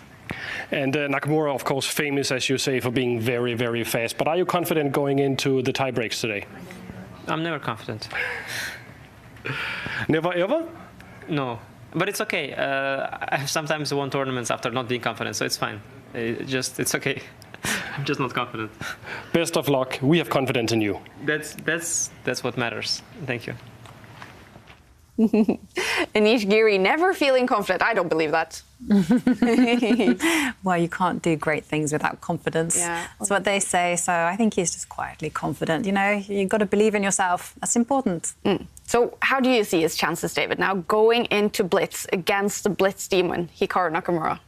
Chances aren't high, I think. Yeah. I would say maybe 70-30 in Nakamura's favour. Nakamura, just because of the experience, because he's playing Blitz literally every single day, online especially. But Giri, if he can get a good opening, if he can get something he studied before, if he's in his comfort zone, if he's in the rhythm as well, he can definitely cause a shock and take down Nakamura. Of course, the quicker the time controls become, the more Nakamura's chances. So difficult for Giri, but he can do it for sure. He is capable. He's done it before. He's beaten the best players in the world at all time formats. So yeah, I just hope for a good game, an entertaining game of chess. Yeah. And, well, Anish Giri, he's been in the form of his life in 2021. He even came close in the candidates tournament that Jan Nepomniachtchi eventually won. But around that time, when he played the candidates, Anish Giri had a fantastic performance in the Magnus Carlsen Invitational to win that tournament. Wow, I think, yeah, Nepomniachtchi looked away because I don't know whether he's blundered this last move, but either way, he is in huge trouble right now, Jan Nepomniachtchi. It's going to be good night for Nepomniachtchi unless he whips up some miraculous counterplay here. Anish Giri, he's won the tournament. Anish Giri is the winner of the Magnus Carlsen Invitational. Huge congratulations. I mean, obviously, it's good. It's great to win. All right. What a performance that was by Anish Giri. It was even a major. It was the prestigious Magnus Carlsen Invitational. Yeah. What kind of performance was that by Anish? It was incredible. Yeah. And I think it gave him a lot of satisfaction as well. You know, his Twitter rivals with Magnus, and he wins Magnus's own Invitational. So, yeah, definitely something that he's very proud of. Yeah. And he played great chess. I mean, as we saw in that clip, he defeated Jan Nepomniachtchi in the tiebreaks of the final, and Magnus himself was playing there. So very, very good performance from Anish. Yeah. At his best, David, what are we seeing from Anish Giri that he has shown so many times this year? Yeah, at his best. Firstly, great openings, always well prepared, often even winning games out of the opening. Secondly, in middle games. This year, the reason he's done so well is because he's been more aggressive, taking more risks, taking more chances. He's great in the endgame as well. Strategically, manoeuvring, all types of positions, a really universal player. And I definitely think it's all about the speed in the Blitz games, but if he is in the zone, he can do it. Yeah. And I think a lot of people as well are rooting for Anish Giri. We're asking everyone today in the question of today who they're rooting for in the Tour finals. Yeah, and there have definitely been a lot of support for Anish Giri. He is the Twitter king, and of course he charms everyone. We also have Faustus, who is supporting Levon Aronian. He says, because Levon never gives up, puts him under pressure, and you cannot tell if he's feeling that pressure. He is one of the rare examples of a chess player who is always calm, and no matter what the outcome, he always gives interviews with a big smile. Love it. Yeah. And if anyone wants to enter our quiz of the day, you can do so by tweeting us using the hashtag ChessChamps or by going onto the Champions Chess Tour page on Instagram, and you can post your answer there. Remember, one lucky winner will win 1 year's Chess24 premium membership. Yep, and they're going to need all the support they can get now, the players that will head into tiebreaks. We will have 3 tiebreak matches. Anish Giri and Hikaru Nakamura will play one of those tiebreak matches. And maybe we should remind the viewers, David, about regulations for tiebreaks. What's going to happen? So the tiebreaks will be resolved over 2 Blitz games, and the time control will be 5 minutes on the clock per player, gaining 3 seconds after every move. After those 2 Blitz games, if the score is 1-1, then it's down to Armageddon chess, and whoever is higher in the tour standings will get to choose the colour. Either way, white will have 5 minutes, black will have 1 minute less, down at 4 minutes, but white will have to win. A draw will count as black winning. And that is how we will decide the winner for today. And do we know anything about Anish being the highest ranked player in the tour among him and Hikaru Nakamura? He can choose the colors. Do we know what he's chosen? Let's check. It does look like he's chosen black in the first game of the blitz. And that is the norm. That's what we usually see, right? You want to finish off with the white pieces. Exactly, because with the white pieces, you can determine what kind of game it is. You know, not necessarily the opening, but whether it's an aggressive game, whether it's a stable game. That's why he's chosen the black pieces. And of course, Anish, if the game goes to Armageddon, he has another choice as well, whether he'll play with the black or white pieces. Yeah, and this one is important. Yeah, right. Do you think it's going to go all that way, David? Or is Nakamura, he's just simply too good in blitz? It's going to be tricky. I think, actually, if Anish can hold the first game, then he might become a bit of a favourite, because with black, it's always difficult. With white, if he survives the first one, if he just makes a draw down to Armageddon, he'll choose white again. I can bank on it. 1 extra minute could count, because if he were black in the Armageddon, I think he couldn't fight Nakamura's speed. It's all about that 1 extra minute. If he can get to the Armageddon, he'll fancy his chances. And they had almost an hour, these two, to prepare for the blitz. They played a super quick draw. So how will they have spent this hour of maybe adjusting to quicker time controls? Will they have been online playing bullet chess? I don't think so. I think that they would have been there relaxing. Hikaru, especially because he's playing in his usual location, I think he would have just adapted to his normal routine. For Anish, you know, he's playing in different surroundings. So I think Anish, well, we heard from Runa there, he didn't take it easy. He was just there watching the other games and just commenting on the chess, because that's what he needed to do. Yeah. What would you have been doing, David? I would have been stressing out. I wish I could say I'm relaxing like Anish, just having some tea, chilling out, maybe listening to some Dutch top 40 songs. But yeah, it's always difficult. It's always in the back of your mind. And it's not just the 1 long break they had. They had 2 long breaks. The earlier game finishing quicker as well. So it's about who's going to be the most relaxed, but who can get back in the zone and get back into the action quicker. I have a feeling Hikaru maybe will be a little bit annoyed with that he has to wait for so long. He wants to get into the action. And look at that. Anish Giri is ready. He's the last man standing in the and he's wearing his Meltwater Champions Chess Tour hoodie as well. Yeah, very cool. Very stylish. Anish Giri, the only one left in the Oslo arena, and now he's getting ready to play some blitz chess against the blitz demon, Hikaru Nakamura. It couldn't have been a more difficult task for him in the tiebreaks, Anish Giri, but he's going to aim to win it. In the tiebreaks, the winner, remember, gets 2 points. The loser in tiebreaks gets 1 point. So can Anish Giri do it against Hikaru Nakamura? He's going to start out with the black pieces.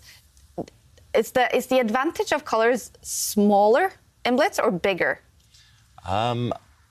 It's difficult to say. I think it's all about the opening, and if you're well prepared with black, it's not that big a disadvantage having black. But it's all about tricks, it's all about traps. Yeah. So in long games, it's definitely a different strategy. You can be more direct in blitz, you can take more risks, and there's less chance you'll be punished. Ooh, and look at Hikaru Nakamura. He is getting ready with some pumped up music on his ears. And we also see Vladislav Artemiev talking to the arbiter sitting in his room, getting ready for tiebreaks against Timur Rajabov. Maxim Vachier-Lagrave also getting ready against Levon Aronian after making that comeback, Maxim Vachier-Lagrave. And he's also a speed demon, right? Will he be the favorite against Levon?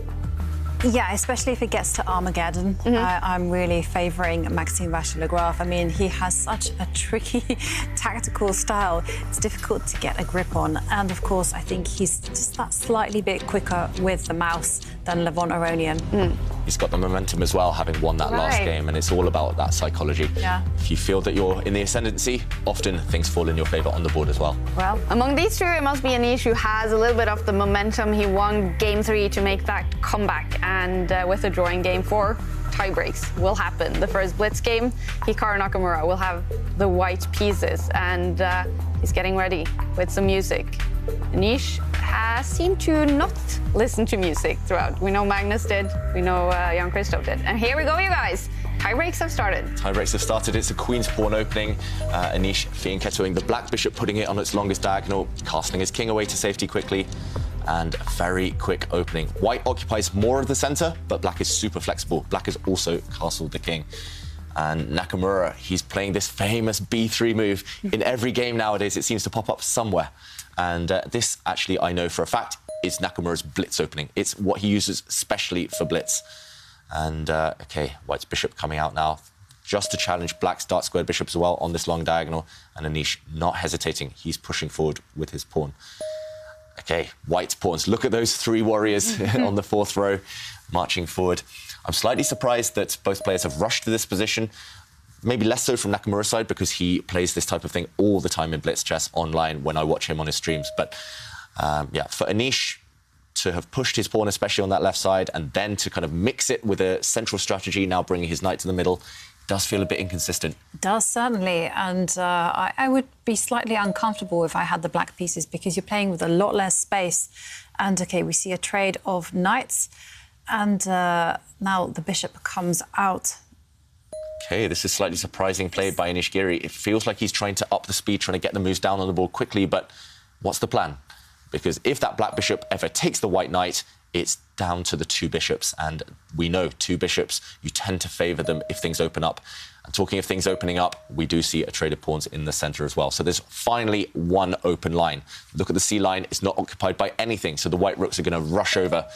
And, OK, first, Hikaru tries to declare the intentions of the minor pieces. Bishop takes knight trade did happen. So white has a pair of bishops, black has a bishop and a knight. And who will this imbalance favour? Nakamura, one thing he talks about a lot in interviews is the bishop pair. He's obsessed by it. He loves having those bishops, even if the position is relatively blocked, as it is now.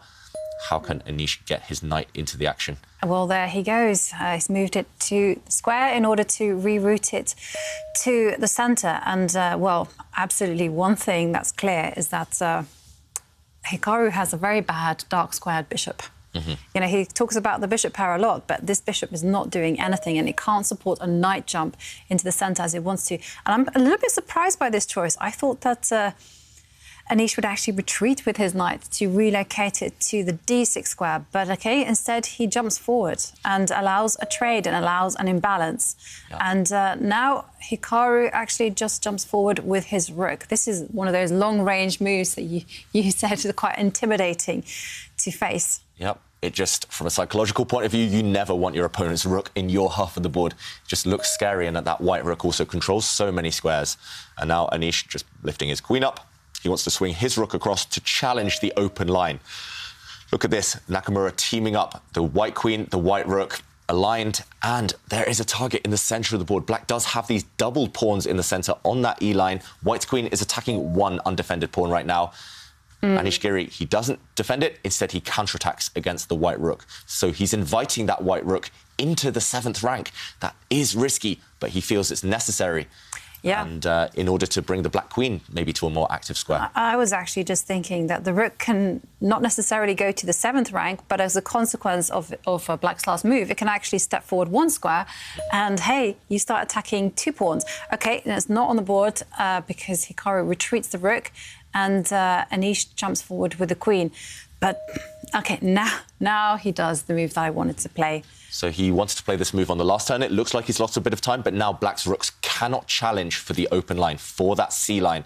Now white has full dominion, full domination as well over this line with the queen and rook. White's other rook is going to swing across. He's going to triple up his forces, and he's going to completely dominate that open line. So Anish Giri, he's got the better bishop maybe, the black queen as well looking nice, but the rooks, it's all about the rooks. Black's rooks, not great.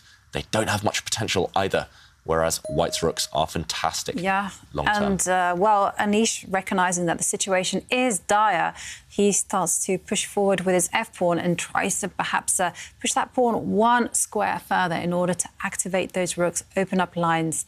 The situation does look really bad for Anish. It's a pawn sacrifice as well. White doesn't need to rush, but white can just take the pawn with his rook. That white far advanced rook, the pawn next to it, it's free. It's up for grabs. But maybe you don't want to give up control over the open line. So white's other alternative could be to swing the rook that's not doing anything, the rook next to the white king, swing that across just behind the white queen, line up everything together. Yeah. That would be probably my choice, but Nakamura, he does have several options. So I do think he's spending his time wisely. Nakamura's built up an advantage. He just needs to have a little bit of a think in order to make sure that Anish doesn't fight back. Yeah, that would also be my choice as well, just to kind of overprotect the centre, because you don't want to abandon control of the C-line. I think that's worth a lot of points.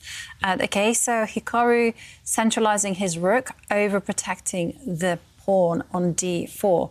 And this is primarily just an idea to meet Anish's f-pawn strike. But Anish does it anyhow. Yep. I'm surprised by that. I thought that it would need some preparation.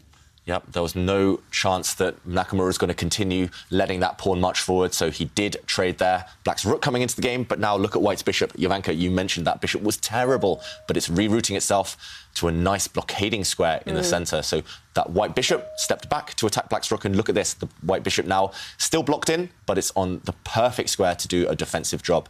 And that White bishop is going to hold the fort, while the White rooks and queen actually do the damage. So now Anish, he's banking on a queen trade. White should not take that queen, I think, because that would allow Black to recapture and to create a very strong passed pawn. Yes, don't touch the queen. Queen steps backwards. I mean, this is nice kind of control by Hikaru. And, of course, there is still a threat in the air of playing rook takes pawn. So that is why Anish pushes his pawn forward. But, OK, again, there's consequences to that. And the consequence is that suddenly the White rook has an extra square on the c-line to go to. And you can see it in action because Hikaru is just having fun harassing the Black queen. And it's all going wrong for Anish. Yeah, White has gained so much time. Look how passive that Black queen is compared to how she stood 2 moves ago. And Nakamura, he's evicted that Black queen. Black has no more strong pieces left, and now it's just simply time to march forward. Either White's queen can step up 1 square, White can even open up the middle of the board for the rooks. OK, first he occupies the 7th rank. That looks very sensible as well. Black's queen again harassed, again forced to move. She does occupy the centre. And now Nakamura, how is he going to activate the White queen? How is he going to activate that remaining White rook at the bottom of the board? I thought that there was maybe a nice idea of actually just utilising the bishop as an attacker and just move it all the way to the edge of the board.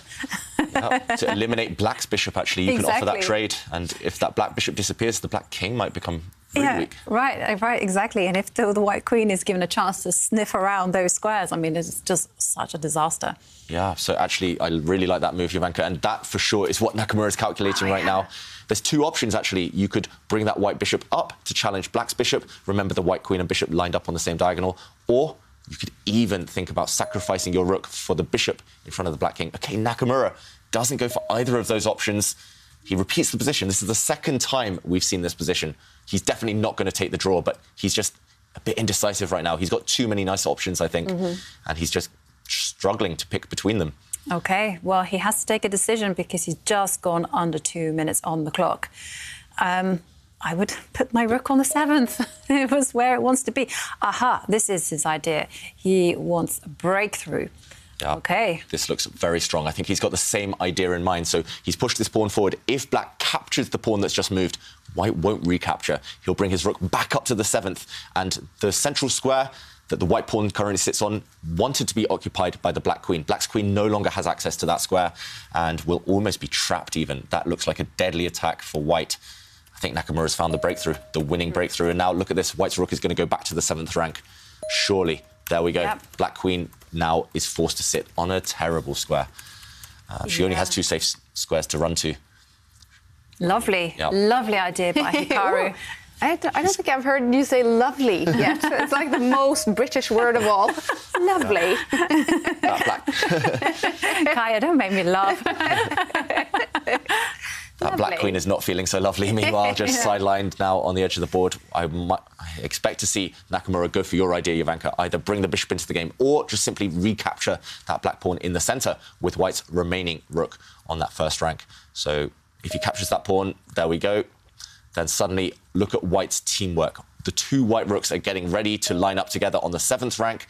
White's queen is ready to join the action. Black queen.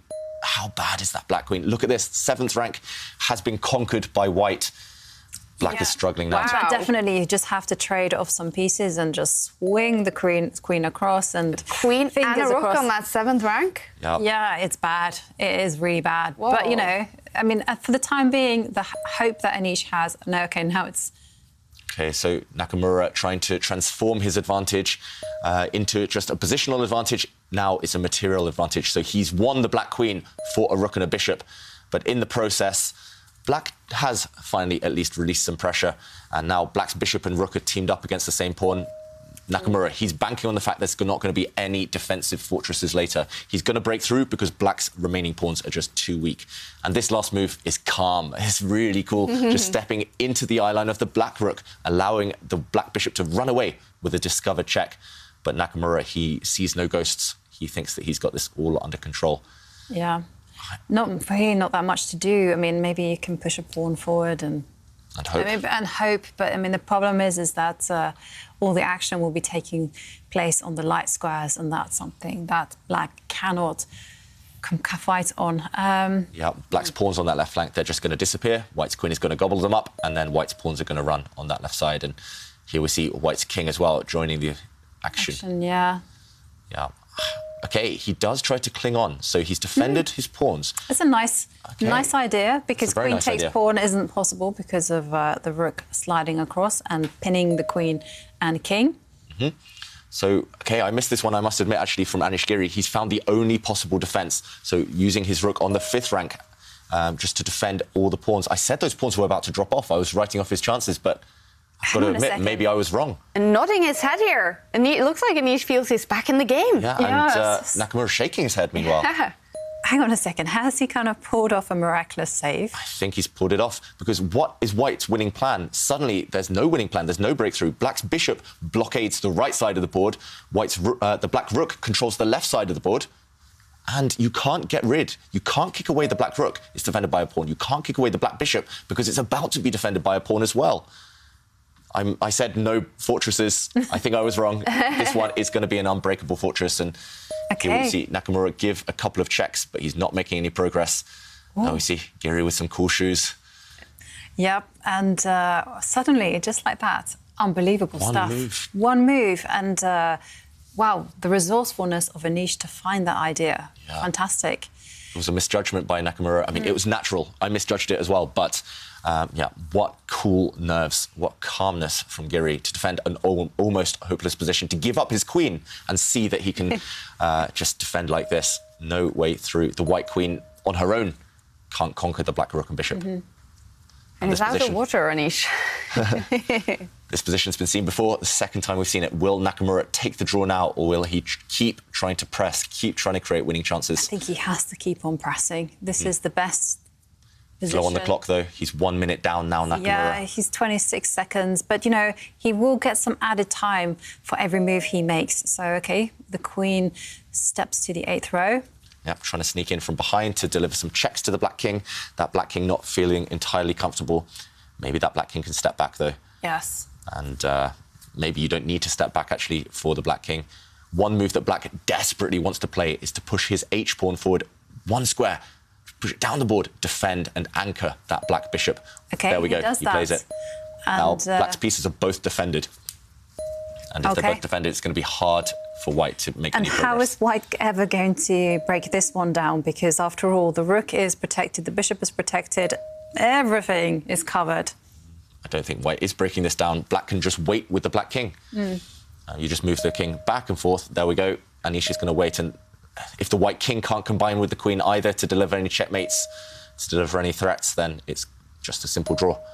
Wow. So, well, in the 2 other matches, Vasyl Lagrave Maxim has won the first game against Levon, and Artemiev won the first blitz game against Timur Rajabov. This one, however, seems to be ending in a draw. Yep, it's headed that way. Yeah. Wow. But it will feel like a victory for Anish because he had a terrible position. I mean, he was on the edge of defeat. And he, thanks to some amazing defensive moves by Anish, that's it. He's managed to save it. And Nakamura shaking his head. He knows he's blown his chances. I think he just rushed at the critical moment. He had the win just 2 or 3 moves away. Just a bit of accuracy and patience was required. But now, again, we've seen virtually this position before. White's Queen just going round in circles now. It's not changing too much. He's just hoping that maybe Anish puts the King on the wrong square or puts the Rook or Bishop on squares they're not defended. But Giri, he leans back. He has secured the draw. He's survived. Wow, impressive stuff by Anish Giri. This was looking horrible for him with the black pieces, but an amazing defensive job. And that means the first blitz game is a draw. And Anish, he will have the white pieces in the second blitz game, walking here. It's only a 5-minute break for him here.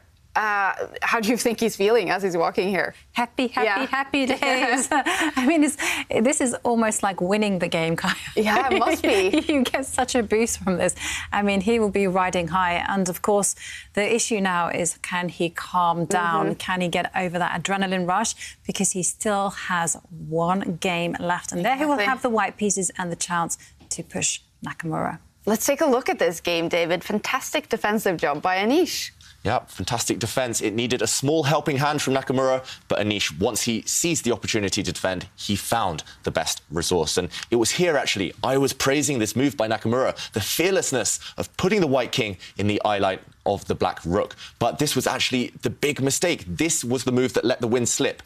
Nakamura, if he'd put his king on the side of the board, there was a big difference. Now the black bishop doesn't have access to a safe square, and if black tries the same defence, for example, by bringing his rook up the board, trying to defend pawns, then white does have this extra option. First, maybe white will take this pawn, but white has the extra option of pushing this pawn forward to destabilise the black rook. This was not available later on. Instead, though, Nakamura brought his king across, and this was the key defence from Giri. He gave a check, a discover check against the white king, and next move he brought his rook up, and now we saw, as Jovanka mentioned, the trap that Nakamura had fallen for. If he takes black central pawn now, then whoops, black pins and black wins. The queen drops off for the black rook.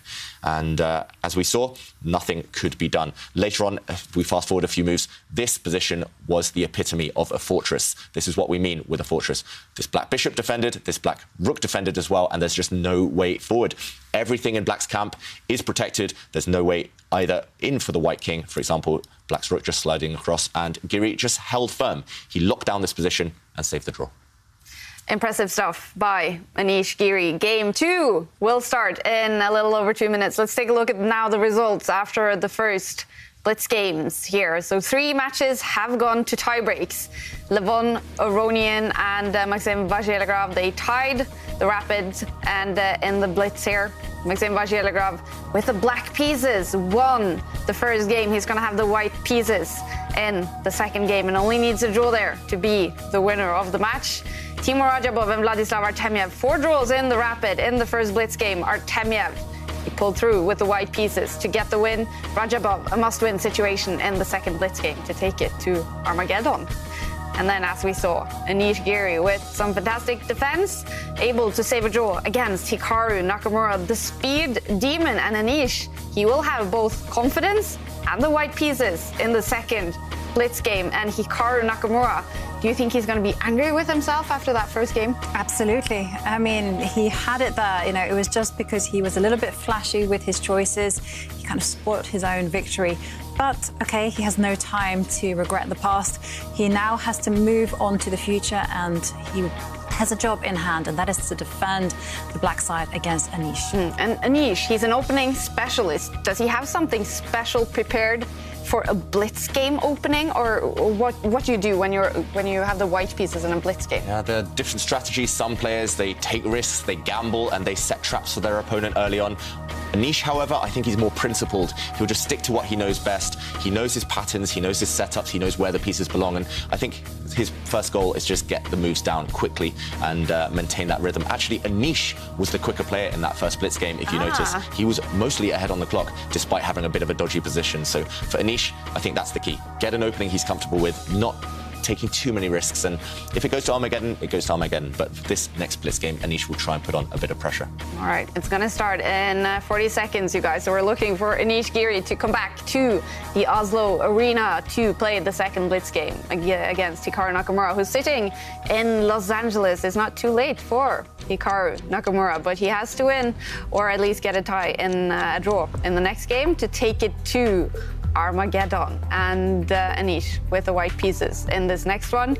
We know he has some bad memories from these blitz tiebreaks, right? From the Tata Steel, as he is going back to the arena. But he did lose in those tiebreaks in the Tata Steel to Jordan van Forest. Yeah, he did. But, you know, I guess winning the Magnus Carlsen Invitational in tiebreaks against Nepomniachtchi will have set those demons to rest. Yeah. And also, incidentally, he just came back from having a fantastic tournament in Russia, I think. Yeah. And he'll be feeling like even the bad games is going his way, you know, because if he's managed to save a position like that, then anything can happen.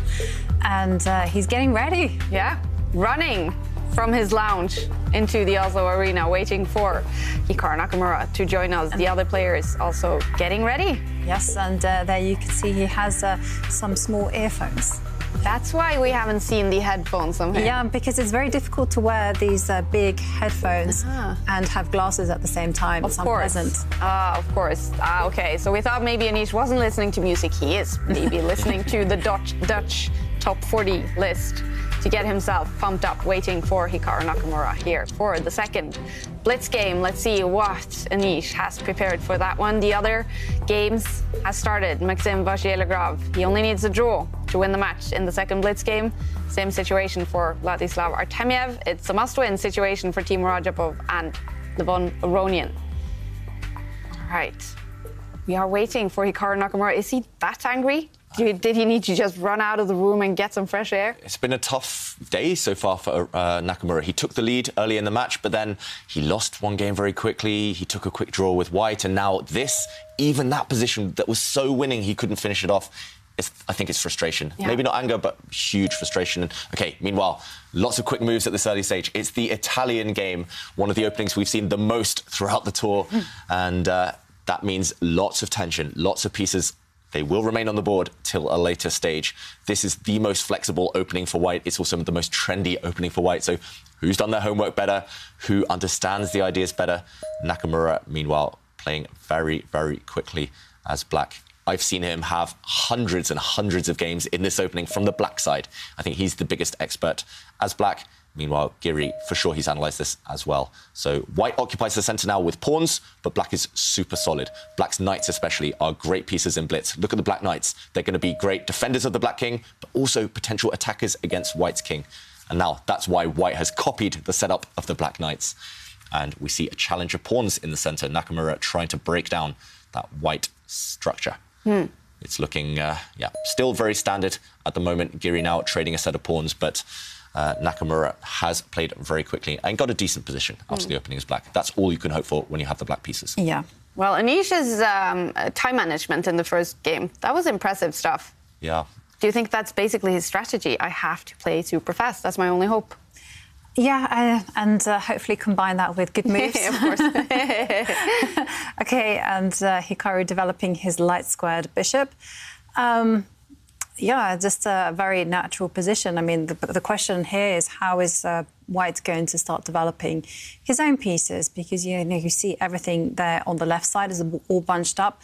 I kind of expect White to kind of copy Hikaru's approach and just also put his bishop on the E3 square and then sidestep with the queen and centralise the rooks. Yeah, I think Black has a bit of a strategic threat, though. I think if Black gets time to push his c-pawn forward and open up the potential of the Black dark-squared bishop, then he'll be fine, at the very least. So, personally, I would be wanting to stop that. I was about to say I'm not sure how, but Anish has found a really creative way to stop Black's c-pawn pushing forward. So look at this, the White rook controlling across the board. And now Black definitely shouldn't touch any pawns on that left side. The rook does look a bit clumsy, though, however, and it might be a bit of a target later on. So double-edged decision from Anish Giri. Yeah, and Hikaru, he sidesteps with the queen and also does the most... one of the great things about chess is to connect the rooks, because the two rooks by themselves, they're indestructible. OK, and Anish manoeuvring backwards with his knight. Yeah, so it's all about that c4 square, actually. So basically, White just wants to keep Black with one bad piece, and that bad piece is Black's dark-squared bishop. It's just staring at its own pawn right now. So Anish is trying to say, if you never advance your pawn, then that bishop is going to be a bad piece forever. He's playing the long game. He's not trying to crush. He's not trying to attack. He's not trying to break through yet. He just wants to control things. And White there, just shuffling his queen across, defending a bishop. It does feel a bit shaky for White, and especially those two Black rooks. I'm loving it. I'm loving their activity, their control. Yeah. But Nakamura, he needs to act quickly, and that's why he's creating direct threats, bringing his knight into White's camp, attacking White's light-squared bishop. Yes. To me, this position looks great for Black.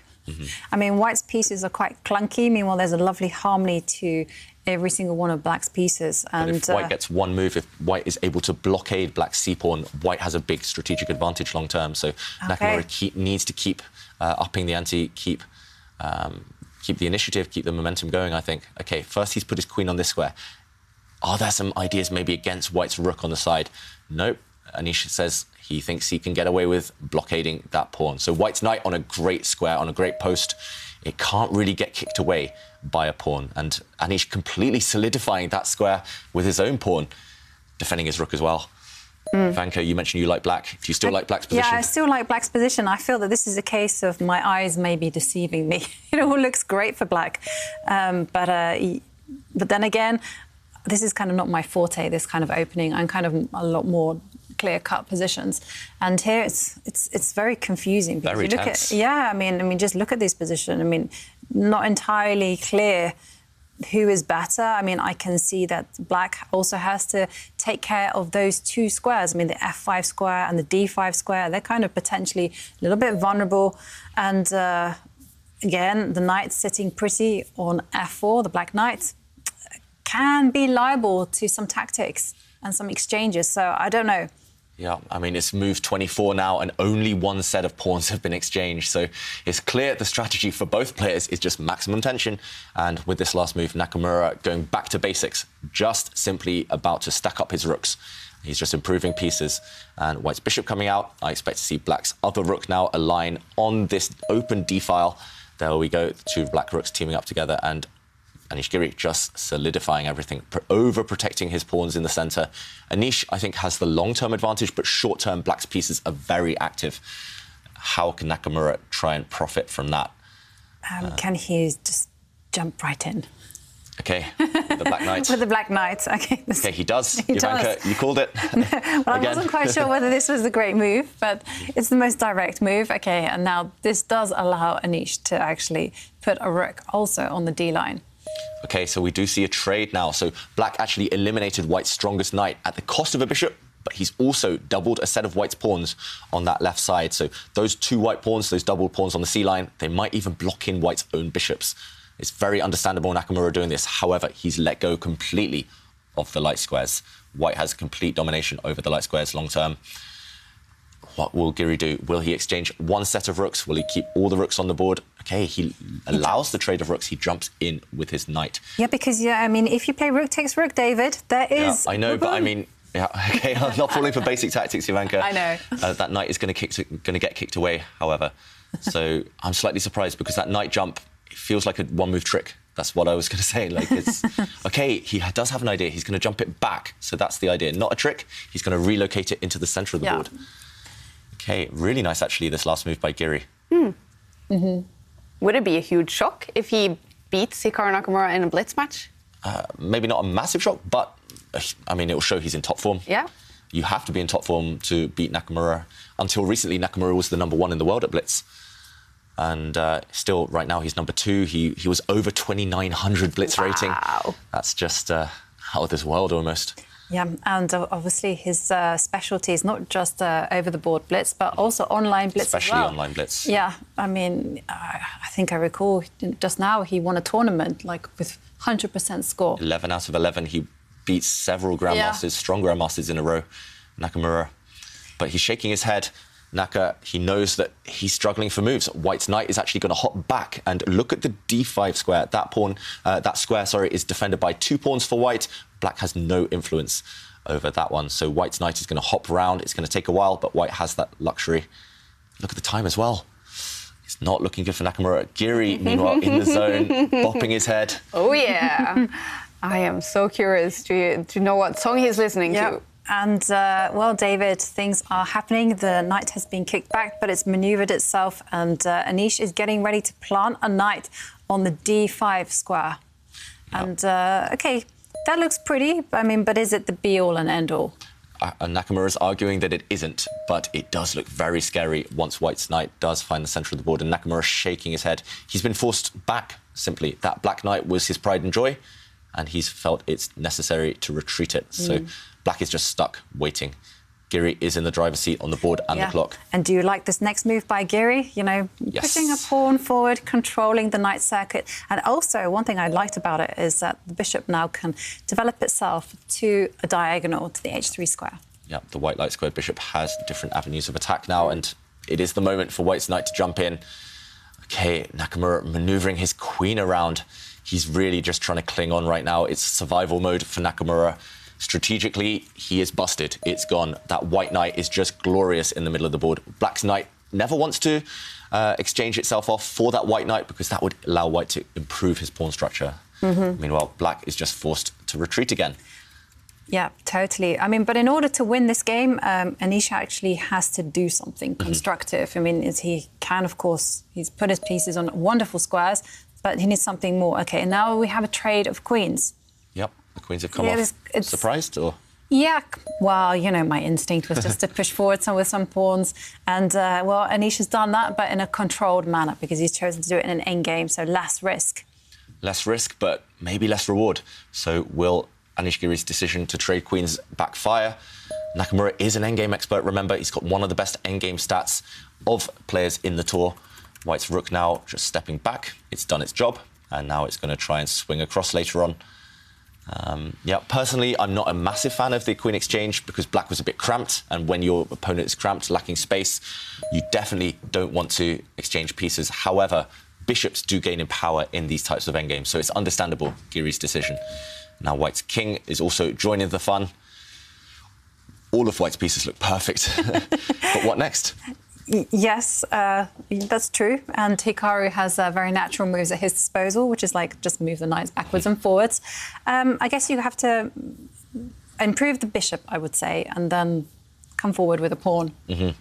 Improve the dark square bishop. Okay, first he pushes forward with a pawn. He's just trying to control the black knights. So just taking away more squares, even more squares from black's knights. And he's just trying to constrict. He's trying to force black backwards, and that's why Nakamura retreats his rook. You look surprised by that one? Jovanka? No, I'm not surprised. I'm just trying to work out, like, what to do next for White. I mean, do I step forward with the king? Yep. Yes, he's done that. King of the hill, king in the centre of the board, looking proud. Exactly, looking good. And now the knight comes to overprotect his sibling. Again, there's no clear-cut kind of winning attempt for Anish. Yeah, Nakamura has set up the barriers, the blockade. He's just trying to hope that there's no breakthrough. Well, one thing that I was thinking about doing is maybe retreating with my bishop, with the bishop, just to kind of clear the second row. Last square bishop. Yeah. And, OK. OK, so Giri takes some action, and look at this from Nakamura, a massive blunder. He's walked into a knight fork, a basic knight fork. The black king attacked, the black rook attacked, and Nakamura is about to resign. He's losing a rook, and Giri celebrates. Look at that. Giri lifting his arms up. He takes the win. Yeah, and I remember you said to me, I don't fall for those basic traps. Well, and I don't, but Nakamura... does. Oh, OK. He played that move really quickly. Yeah. And such is the case, you know, when you have a bad position, you just tend to kind of like so focus on the small detail and surviving that you tend to sometimes miss these very fundamental tactics. Yeah, but, lower on the clock as well. With the pressure on, we can't blame Nakamura. It was a difficult position. Maybe he wouldn't have survived anyway, but Giri, he was happy to see that blow. We saw it on the screen there, and it's rare to see such a blunder from a top player. Yes, and we probably get his thoughts pretty soon. Yeah, and we will be joined by Anish Giri just in a moment, sorry.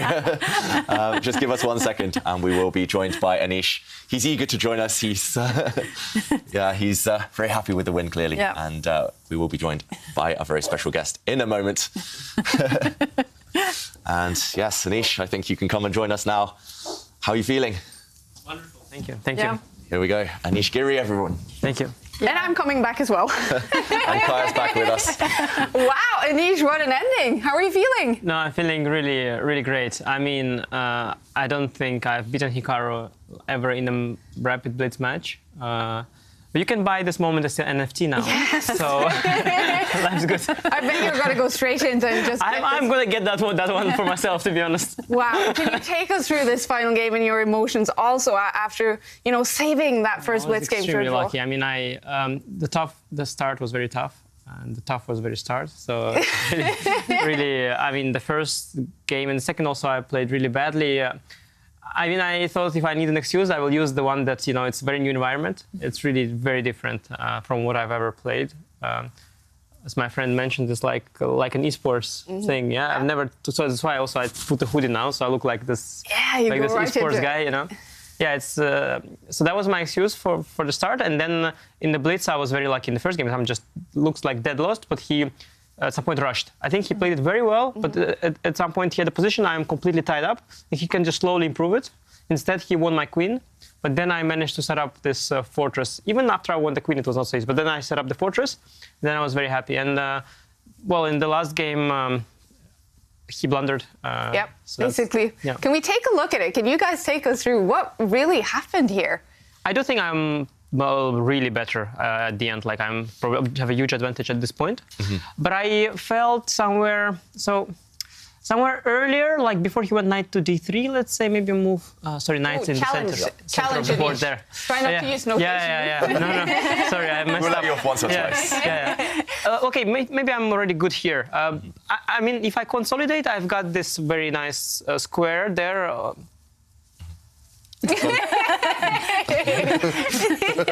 I mean, my son is turning how much? Five. Thank you. I'm too tired. He's turning 5. Already he gets the concept A, B, C, D, and they 1, 2, 3. So like I show him, and he's like, "This is 5G." I'm like, "No, this is not 5G. This is G5." Okay. I guess I have to practice. You say the coordinates, and I'll show them. Yeah. No, it is hard like that, but the logic is there. Yeah, C4 and so on. But the square is very nice, and I've got this pawn on the left side of the board, and he's got that pawn there, creating a weakness there on that that square. And so this pawn structure, when I've got the horse here and this pawn's there, and this one on this one, is b7, it's backwards. Like this pawn structure, it gives me some positional edge. But I felt that at some point earlier, I'm not yet stabilized. But as soon as I got stable, I'm doing very well. And then the end game, I've got the pair of bishops, and my king is in the center. My horse on d5 is a monster. And yeah, I'm doing very well. But of course, it would never have been easy if not for a blunder. And in the final position, you mentioned it wouldn't have been easy. Yeah, knight b6 or the other knight b6, maybe knight f6. I don't know. Both look very good. So bring the knights in, maybe. What's the bar? The bar is very much for white, no? Probably. Let's use the human touch. Okay. No, I mean, the thing is, it's hard for me to break through. I control everything, yeah? He cannot activate any of his knights. My only problem is that pawn on the left side is attacked. So I think I would have traded the bishop either with knight f6, which forces takes, and then it's something forced, which looks very good. He probably goes knight f5, then I take twice. I mean, I'm up a pawn. Yeah, I think I would have done that. It looks very good. Yeah. I think the bar must be with me here. Yeah. And knight b6 as well is just dominant. So I do have a very good position at this point. But as I said, with Hikaru, it's very tricky in blitz. It's really better if you blunder rooks. Then you can be sure. Well, yeah, what does it mean to you, Anish? I mean, we talk about Hikaru Nakamura being the blitz demon, the speed demon, maybe the best in the world in this exact form and online blitz chess as well. And you beat him. What does that mean to you? Yeah, I mean, in general, Magnus is supposed to be stronger, and he is. But I was fortunate to have had the experience of beating him a few times. But somehow Hikaru has been really hard for me. And that's like a thing that's because he's been hard, I play really much worse against him. So the first 2 games I played against him today, that's normal how I play against him. I just there is some kind of in my head very deep that he's very good, and that prevents me from doing my best. And that's really very deep because I'm not a kid anymore. Do you actually feel you overcome sort of a big hurdle for you? Thanks to some luck, yeah. I think to overcome such a thing, you need to really be lucky. Like in that game, the first blitz game. You need to have a really lucky, like a giant lucky break, and once you get that lucky break, you feel that, you've got that huge confidence compensating for your general issues. And yeah, I'm really happy because Hikaru is very beatable, but it's just for me, like I played really bad against him always, and today I'm happy. The last game at least I played well. All right, and what was it like to play in the Oslo arena? No, it's completely different than being home, like totally. The whole experience is very, very different because honestly, when I'm home, like as soon as it's over, I go back, to my other room and it's like you're home. Well, here, yeah, it's really a tournament, and it's even more different than a tournament because you've got this new environment, this giant screen with this mouse. Yeah, just very different. And the good thing for sure is that I feel that all the people here, there are a lot of people here, they are like, it's like I'm in-house guy, you know. I feel their support, like they're rooting for me over other players. That's how I feel, you know, because I'm like the in-house. So that gives that's the positive thing for sure. And yeah, you get the tournament feel. But of course, being at home, and to be honest, even preparing at home is more convenient because, you know, I play on my laptop, then I turn off, as soon as I turn off the screen share, like your guys are out of my life. Yep. And I can just prepare there, and then I put it back on, and now I have to go out to another room, and I have to decide to bring laptop to keep it in this to here, or like I have to take it also back to hotel actually, and then you have to carry the laptop. Such a hard life. It's heavy laptop, you know. It's really not your so many ultra openings. books. It's really There's a lot of chess knowledge in that laptop. Oh, I can imagine. Now tomorrow though, Anish, I don't know if you're even aware, but tomorrow you're going to be face to face with Jan Christoph Duda on the platform there. What will that be like? No, that's pretty cool. I actually thought at first that they would make us play on the board. I thought that would be a logical thing to do, but at the same time, it's more consistent. So everybody plays online, so we also play online. Yep. That makes a lot of sense. So I understand that. But yeah, that is really esports like, because being face to face and playing on a laptop, I've done it when I played blindfold. Then there is a point, right? Because you're in Amber, actually, Monaco, this famous tournament, they played on the screen blindfold. Then you have to, but like now there's really no need to do that, but we still do it. It's that's really like an esports thing, and it's really, really cool. All right. Well, Anish, big congratulations on a fantastic first day here in the finals. Congratulations. Thank you. All right. And, well, Anish is finished for today, but we have an Armageddon game that is just starting. Levon Aronian and Maxim Vachier-Lagrave, they tied the blitz, and that means the Armageddon is starting. And first of all, David, what's going to happen in this game? We have to just quickly go through regulations. Yep, so the rules, it's 5 minutes for white, 4 minutes for black, but white has to win. A draw will count as a black win. So Maxim Vachier-Lagrave, he'd be happy with a draw here, and that's why he's played the Petrov defense, one of the most drawish openings in chess. Levon Aronian, starting with the extra minute, he just needs to play fast. He knows a win is everything here in this game. So it's all about speed, and so far, he's played quite quickly. Yeah, and I must admit, this is the first time in my life I've ever seen Maxim Vachier-Lagrave play a Petrov. But, I mean, it's to do with the clock situation because the players do not get any added time per move. So what you see on the clock is what the players get. So at the end, you will see all kinds of internet online chess things, such as the pre-move, it's going to come down to math skills, and it's going to get frantic. Yeah, and it's going to get frantic for sure because Aronian, he's burnt up half of his time advantage. He's only 30 seconds up on the clock now. And that advantage, while it gets eaten away, is going to give Maxim Vachier-Lagrave a lot of confidence. And on the board, meanwhile, still relatively well-known, this opening, I think. But Aronian is 1 pawn up. So Maxim Vachier-Lagrave has sacrificed a pawn over the last few turns in order to get the 2 bishops. We've talked about the bishop pair a lot. But now look at black's bishops. They're super strong. And that black light-squared bishop now is unchallenged. It is potentially eyeing up that white knight. So just putting some pressure on. Next, black is going to move the queen, going to connect the black rooks, bring those towards the centre. And the pawn advantage for white, maybe it won't be felt, especially at this quick time control. So Maxim Vachier-Lagrave, he's only used 30 seconds the whole game. Aronian now using a minute and a half. The time advantage is pretty much gone. And, OK, a set of trades. But this only helps black get towards that draw potentially. Yep. But the trades did kind of favour Levon Aronian because the less pieces on the board, the more the extra material starts to matter. Okay, so opposite colour bishops, though, so there's still some chances for Maxim Vachier-Lagrave. And white's rook in the centre of the board looks nice, but it lacks squares. So can Vachier-Lagrave take advantage of that? OK, on that subject, Maxim has been, well, he's set up a devilish trick. You know, it looks like a fairly innocuous queen move, but there is a threat of playing queen takes rook, because after pawn takes queen, rook takes queen. Yeah, so this pin on the D line now from black's rook, eyeing up the white queen, is causing a lot of discomfort. So white's queen pretty much has to move. It feels like, or maybe you can defend your white rook, over-defend it with a bishop or a pawn, but either way, you definitely don't like this tension.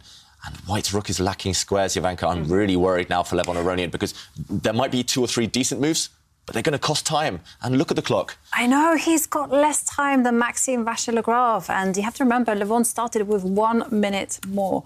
So We've seen him in past tournaments losing, for example, to Liam Kwang-le on the clock, despite having a decent position in an Armageddon game. It's all about the mouse skills, and Levon Aronian is less experienced than Maxime Vachier-Lagrave with the mouse. He does retreat his queen the whole way back, but that cost him a lot of time. So Vachier-Lagrave, he's got an extra 30 seconds. Yeah. Can he use it wisely? And, OK, right now, no more threat, no more trick, but the white rook can get attacked, for example, by a knight. You can opt for a trade of rooks. Lots of options for Vachier-Lagrave here. Well, one thing that we've always seen from Maxime Vachier-Lagrave is that he's incredibly fast. And it's a skill that he's kind of been utilising throughout the tour, playing quickly, playing well, putting your opponents under pressure. Trusting his instincts. OK, and you kind of called it. You said the white rook didn't have too many squares, and now it finds itself on the edge of the board. And that was the only escape route for that white rook. Unfortunately. But it is a little bit offside. It kind of makes a strange impression. And now Levon is just moving his rook again to attack the bishop. I mean, is there any big point to this? Or you know what he wants to do, Jovanka? Once that black bishop moves out the way, he wants to sacrifice his white rook for the black knight to shatter the black pawn structure, but also because that rook is clumsy anyway. Yeah. And I think this would give Levon decent chances. That's why Maxime Vachier-Lagrave doesn't move the black bishop out of the way. He was scared of a sacrifice to ruin the black king pawn structure. And, OK, the black rooks have found nice lines now. Then again, white has fully mobilised. White's queen doesn't make a nice impression, but the rest of his pieces are great. And still an extra pawn for white. And now Levon is making his move because he's advanced the pawn in the centre, trade of knights. And still, Levon is a pawn up, and all the major pieces are still on the board, and we have bishops of opposite colour. So it's going to be about who is able to find the right weaknesses to target. Yeah, and the clock situation is pretty much level right now. If the rooks come off, the queens come off, draw. Yeah. But if not, if Levon Aronian can, for example, push this central pawn one square further, cement, he's done that. He's pushed this pawn 2 squares away from its end goal of becoming a queen. If he can cement that pawn and survive with the rest of his position, he's just winning. So Maxime Vachier-Lagrave trying to trap white's rook. Exactly. I mean, he's such a tricky customer because obviously now there's a big threat in the air, pushing the pawn forward, attacking the rook. And here it comes. Now we see a trade. Rook takes bishop, rook takes rook on the board.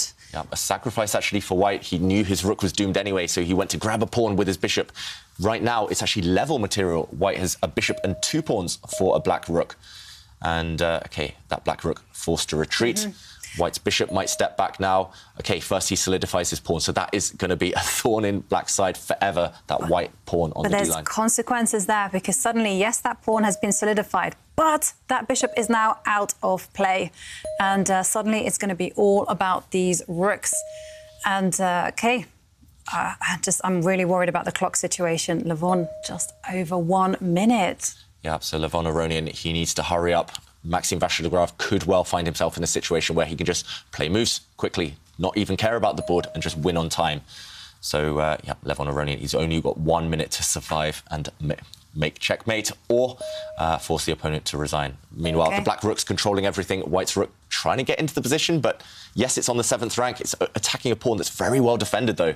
Slightly mysterious, this plan from Levon Aronian. And we have a threat on the board. You know, the rook has made way for another rook to come join it on the 2nd row. It's a killer threat. It is a killer threat, and with only 50 seconds left on the clock, it's going to be a difficult move for Levon. OK, he retreats his rook, and so we see a trade. Still, white has a lot of hope in this position. But as the clock's seconds tick down, it's getting more and more difficult. On the board, at least, he's got a lot of hope, but it's definitely about the clock now. White's queen giving a check, and that pawn stepping forward. White's plan is actually to relocate the white bishop back, and that is why Maxime Vachier-Lagrave has stopped the white bishop from retreating and getting back into the action. Levon Aronian, meanwhile, trying to crack open the black king side, trying to open up some lines towards that black king now. We see a check. Black king will move. Yep. And will the king step to the side or forward? OK, steps to the side. OK, Levon's position is actually really, really nice, you know, especially with the black king out there on the in the middle of the board. I know. Okay. And of course, Maxime is doing his utmost to set those tricks and traps. And suddenly, look at that. It's Maxime who has a dangerous queen as well. So, I mean, how is the situation? Queen check. I think it's actually objectively should be a draw, because black's king, yes, you can check it forever, but remember, a draw suits black. However, if you don't check the black king anymore, if you take a timeout like Levon's doing right now, we might just see a queen trade. And yeah, the rook is going to dominate the bishop. Look at white's bishop. It's stuck out of play, blocked behind its own pawns. Black's king controls the white pawns, and now black's rook has a free roll. And it's just going to run around, and at the very best, I think white's going to draw this one. Yeah, and now, David, we might see this kind of pre-moves and everything happening here. Under 20 seconds each. It's purely the clock now. The moves are going to come thick and fast, but nothing's going to change. It's just all about the clock. This is a check. White's pawn is not going to queen. Black's rook is going to keep an eye on it. Yeah, OK, well, now the bishop is going to come down. White is winning on the board suddenly, but 10 seconds for Aronian. He's got a queen. OK, this is not going to be... 9 seconds. OK, how is he going to secure a victory here if 15 seconds on the clock? It's not going to be enough time. He's got a winning position. The queen will beat the rook, but 5 seconds for Levon Aronian. 4 seconds. It's just not going to be sufficient.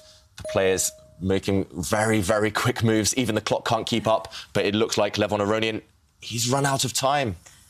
Are you serious? Levon Aronian winning on the board, but he's out of time. Yeah, I think his last move as well was a pre-move. He just made a move in advance because he only had 1 second, so he blundered his queen. He lost anyway on the board, but yeah, Maxime slightly smiling there because he knows he dodged a bullet. It was all about the clock and the mouse skills. Wow, all right. In Armageddon, Maxime Vachier-Lagrave getting, well, the win eventually. Then that gives him the 2 points in this match. It's going to be 1 point for Levon Aronian. What a dramatic ending to the day and to this game, David. Yeah, breathless action. I mean, we're struggling to keep up here, and I just want to show the final position. So actually here, Levon Aronian, because of the clock situation, he'd automatically pre-moved, as we say. He'd brought his queen to this square. No matter what black did, he was going to play this move, and because of this, Maxime Vachier-Lagrave actually showed off his trickery, showed off his skills. He assumed Levon would do this, and he immediately captured the white queen. But if white hadn't played this, it is winning this position. White's winning plan would be bringing the king across, bringing the white queen behind and starting to harass the black king. It still takes a long, long time, however. It might need 40, 50 moves to win. OK. Simply, there was just no time on the clock. Maxime Vachier-Lagrave doing a very good job of just keeping alive. So he would have needed maybe a minute to be able to win this game. At least. At least. Okay. At least, you know, but this is the situation when it comes to Armageddon. It's all about the clock. It's all about making those great pre-moves. And what can we say? Yeah. Maxime Vachier-Lagrave, he was much faster. Yeah. And if it was still a rapid game, if you gained 3 seconds after every move or 10 seconds after every move, for sure he would win. But that's the problem. You've got to adjust to the different time formats. You need to be more direct in Armageddon. Yeah, and we are joined by Levon Aronian after that dramatic Armageddon. Hi, Levon. How are you feeling after that? Yeah, I'm good. Well, I can only blame myself for not playing King F6. Of course, I pondered Rook takes C3, but then I had this King F6 and I don't need much time just to mate. It's basically mate in 2.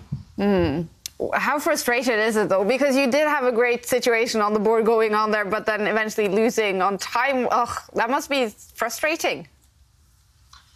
Well, it's a part of the game, you know. Hackathon, you need to take, you know, control, and I think I was in control, but yeah, I just got too relaxed at some point. So obviously, if we're looking at the standings, this is going to take you to 9 points, getting 1 point after losing in tiebreaks. Magnus and Wesley winning today, getting 3 points. How do you see the situation now to have any chances of winning the tour overall? Oh, I didn't know I actually got a point for losing. Wow. Yes, you do. You do get a point for losing in the tiebreaks. At least some good news. Yeah, well, I mean, I am just going to fight and see how it goes. Today, I wasn't playing my best. Tomorrow, I'll try to play better. You know, it's the first day, so there are 8 more days. There are chances to catch up or to get somewhere. Yeah. And Levon, since the last time we spoke to you, you've made the big move to St. Louis. How are you finding it so far? Oh, it's great. You know, I get the luxury of playing from the club and staying near the club and being around fellow chess players. So yeah, I'm very happy here. And this is the first time you're playing in the morning. How are you finding that? I think it's good. I don't mind. I don't mind. But my coach used to always say, he said, this type of positions, if I wake you up at 4 o'clock in the morning and you cannot win, what else can I say? So today was one of these cases. All right. Well, Levon, the good news is, though, that you did get 1 point for taking it to the tie breaks. And we wish you best of luck tomorrow as well. Thank you very much. Thanks for joining us. All right. Bringing some good news to Levon there. Whoa. Can you believe it? First day of finals and we get those exciting tie breaks. And it was intense. Yeah. I mean, we did promise it. We have a spectacular studio and the players have delivered on the board and with the drama of Armageddon. Yeah. What more could we ask for? Yeah. And let's take a look at the results, you guys. First day in the Meltwater Champions Chess Tour Finals. Wesley So winning 2 games against Shakhriyar Mamdyarov, winning that match to get 3 points. And Maxim Vachier-Lagrave, as we saw, eventually, after tiebreaks, won against Levon Aronian. 2 points for Maxim, 1 point for Levon Aronian then. In the match between Timur Rajabov and Vladislav Artemiev, it was over. After 2 blitz game, Artemiev did get 1 win, so that means 2 points overall for Artemiev, 1 point for Rajabov. Anish Giri, what a fantastic performance in blitz against the blitz demon Hikaru Nakamura.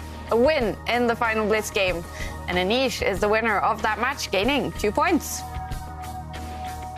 And as we saw, Magnus Carlsen, a dominant performance against Jan Christoph Duda. 2 wins, and after only 3 games, it was over. Magnus Carlsen gaining 3 points. And what a dominant performance it was by Magnus Carlsen. Was that maybe the highlight for you today, David? Both Magnus and Anish Giri.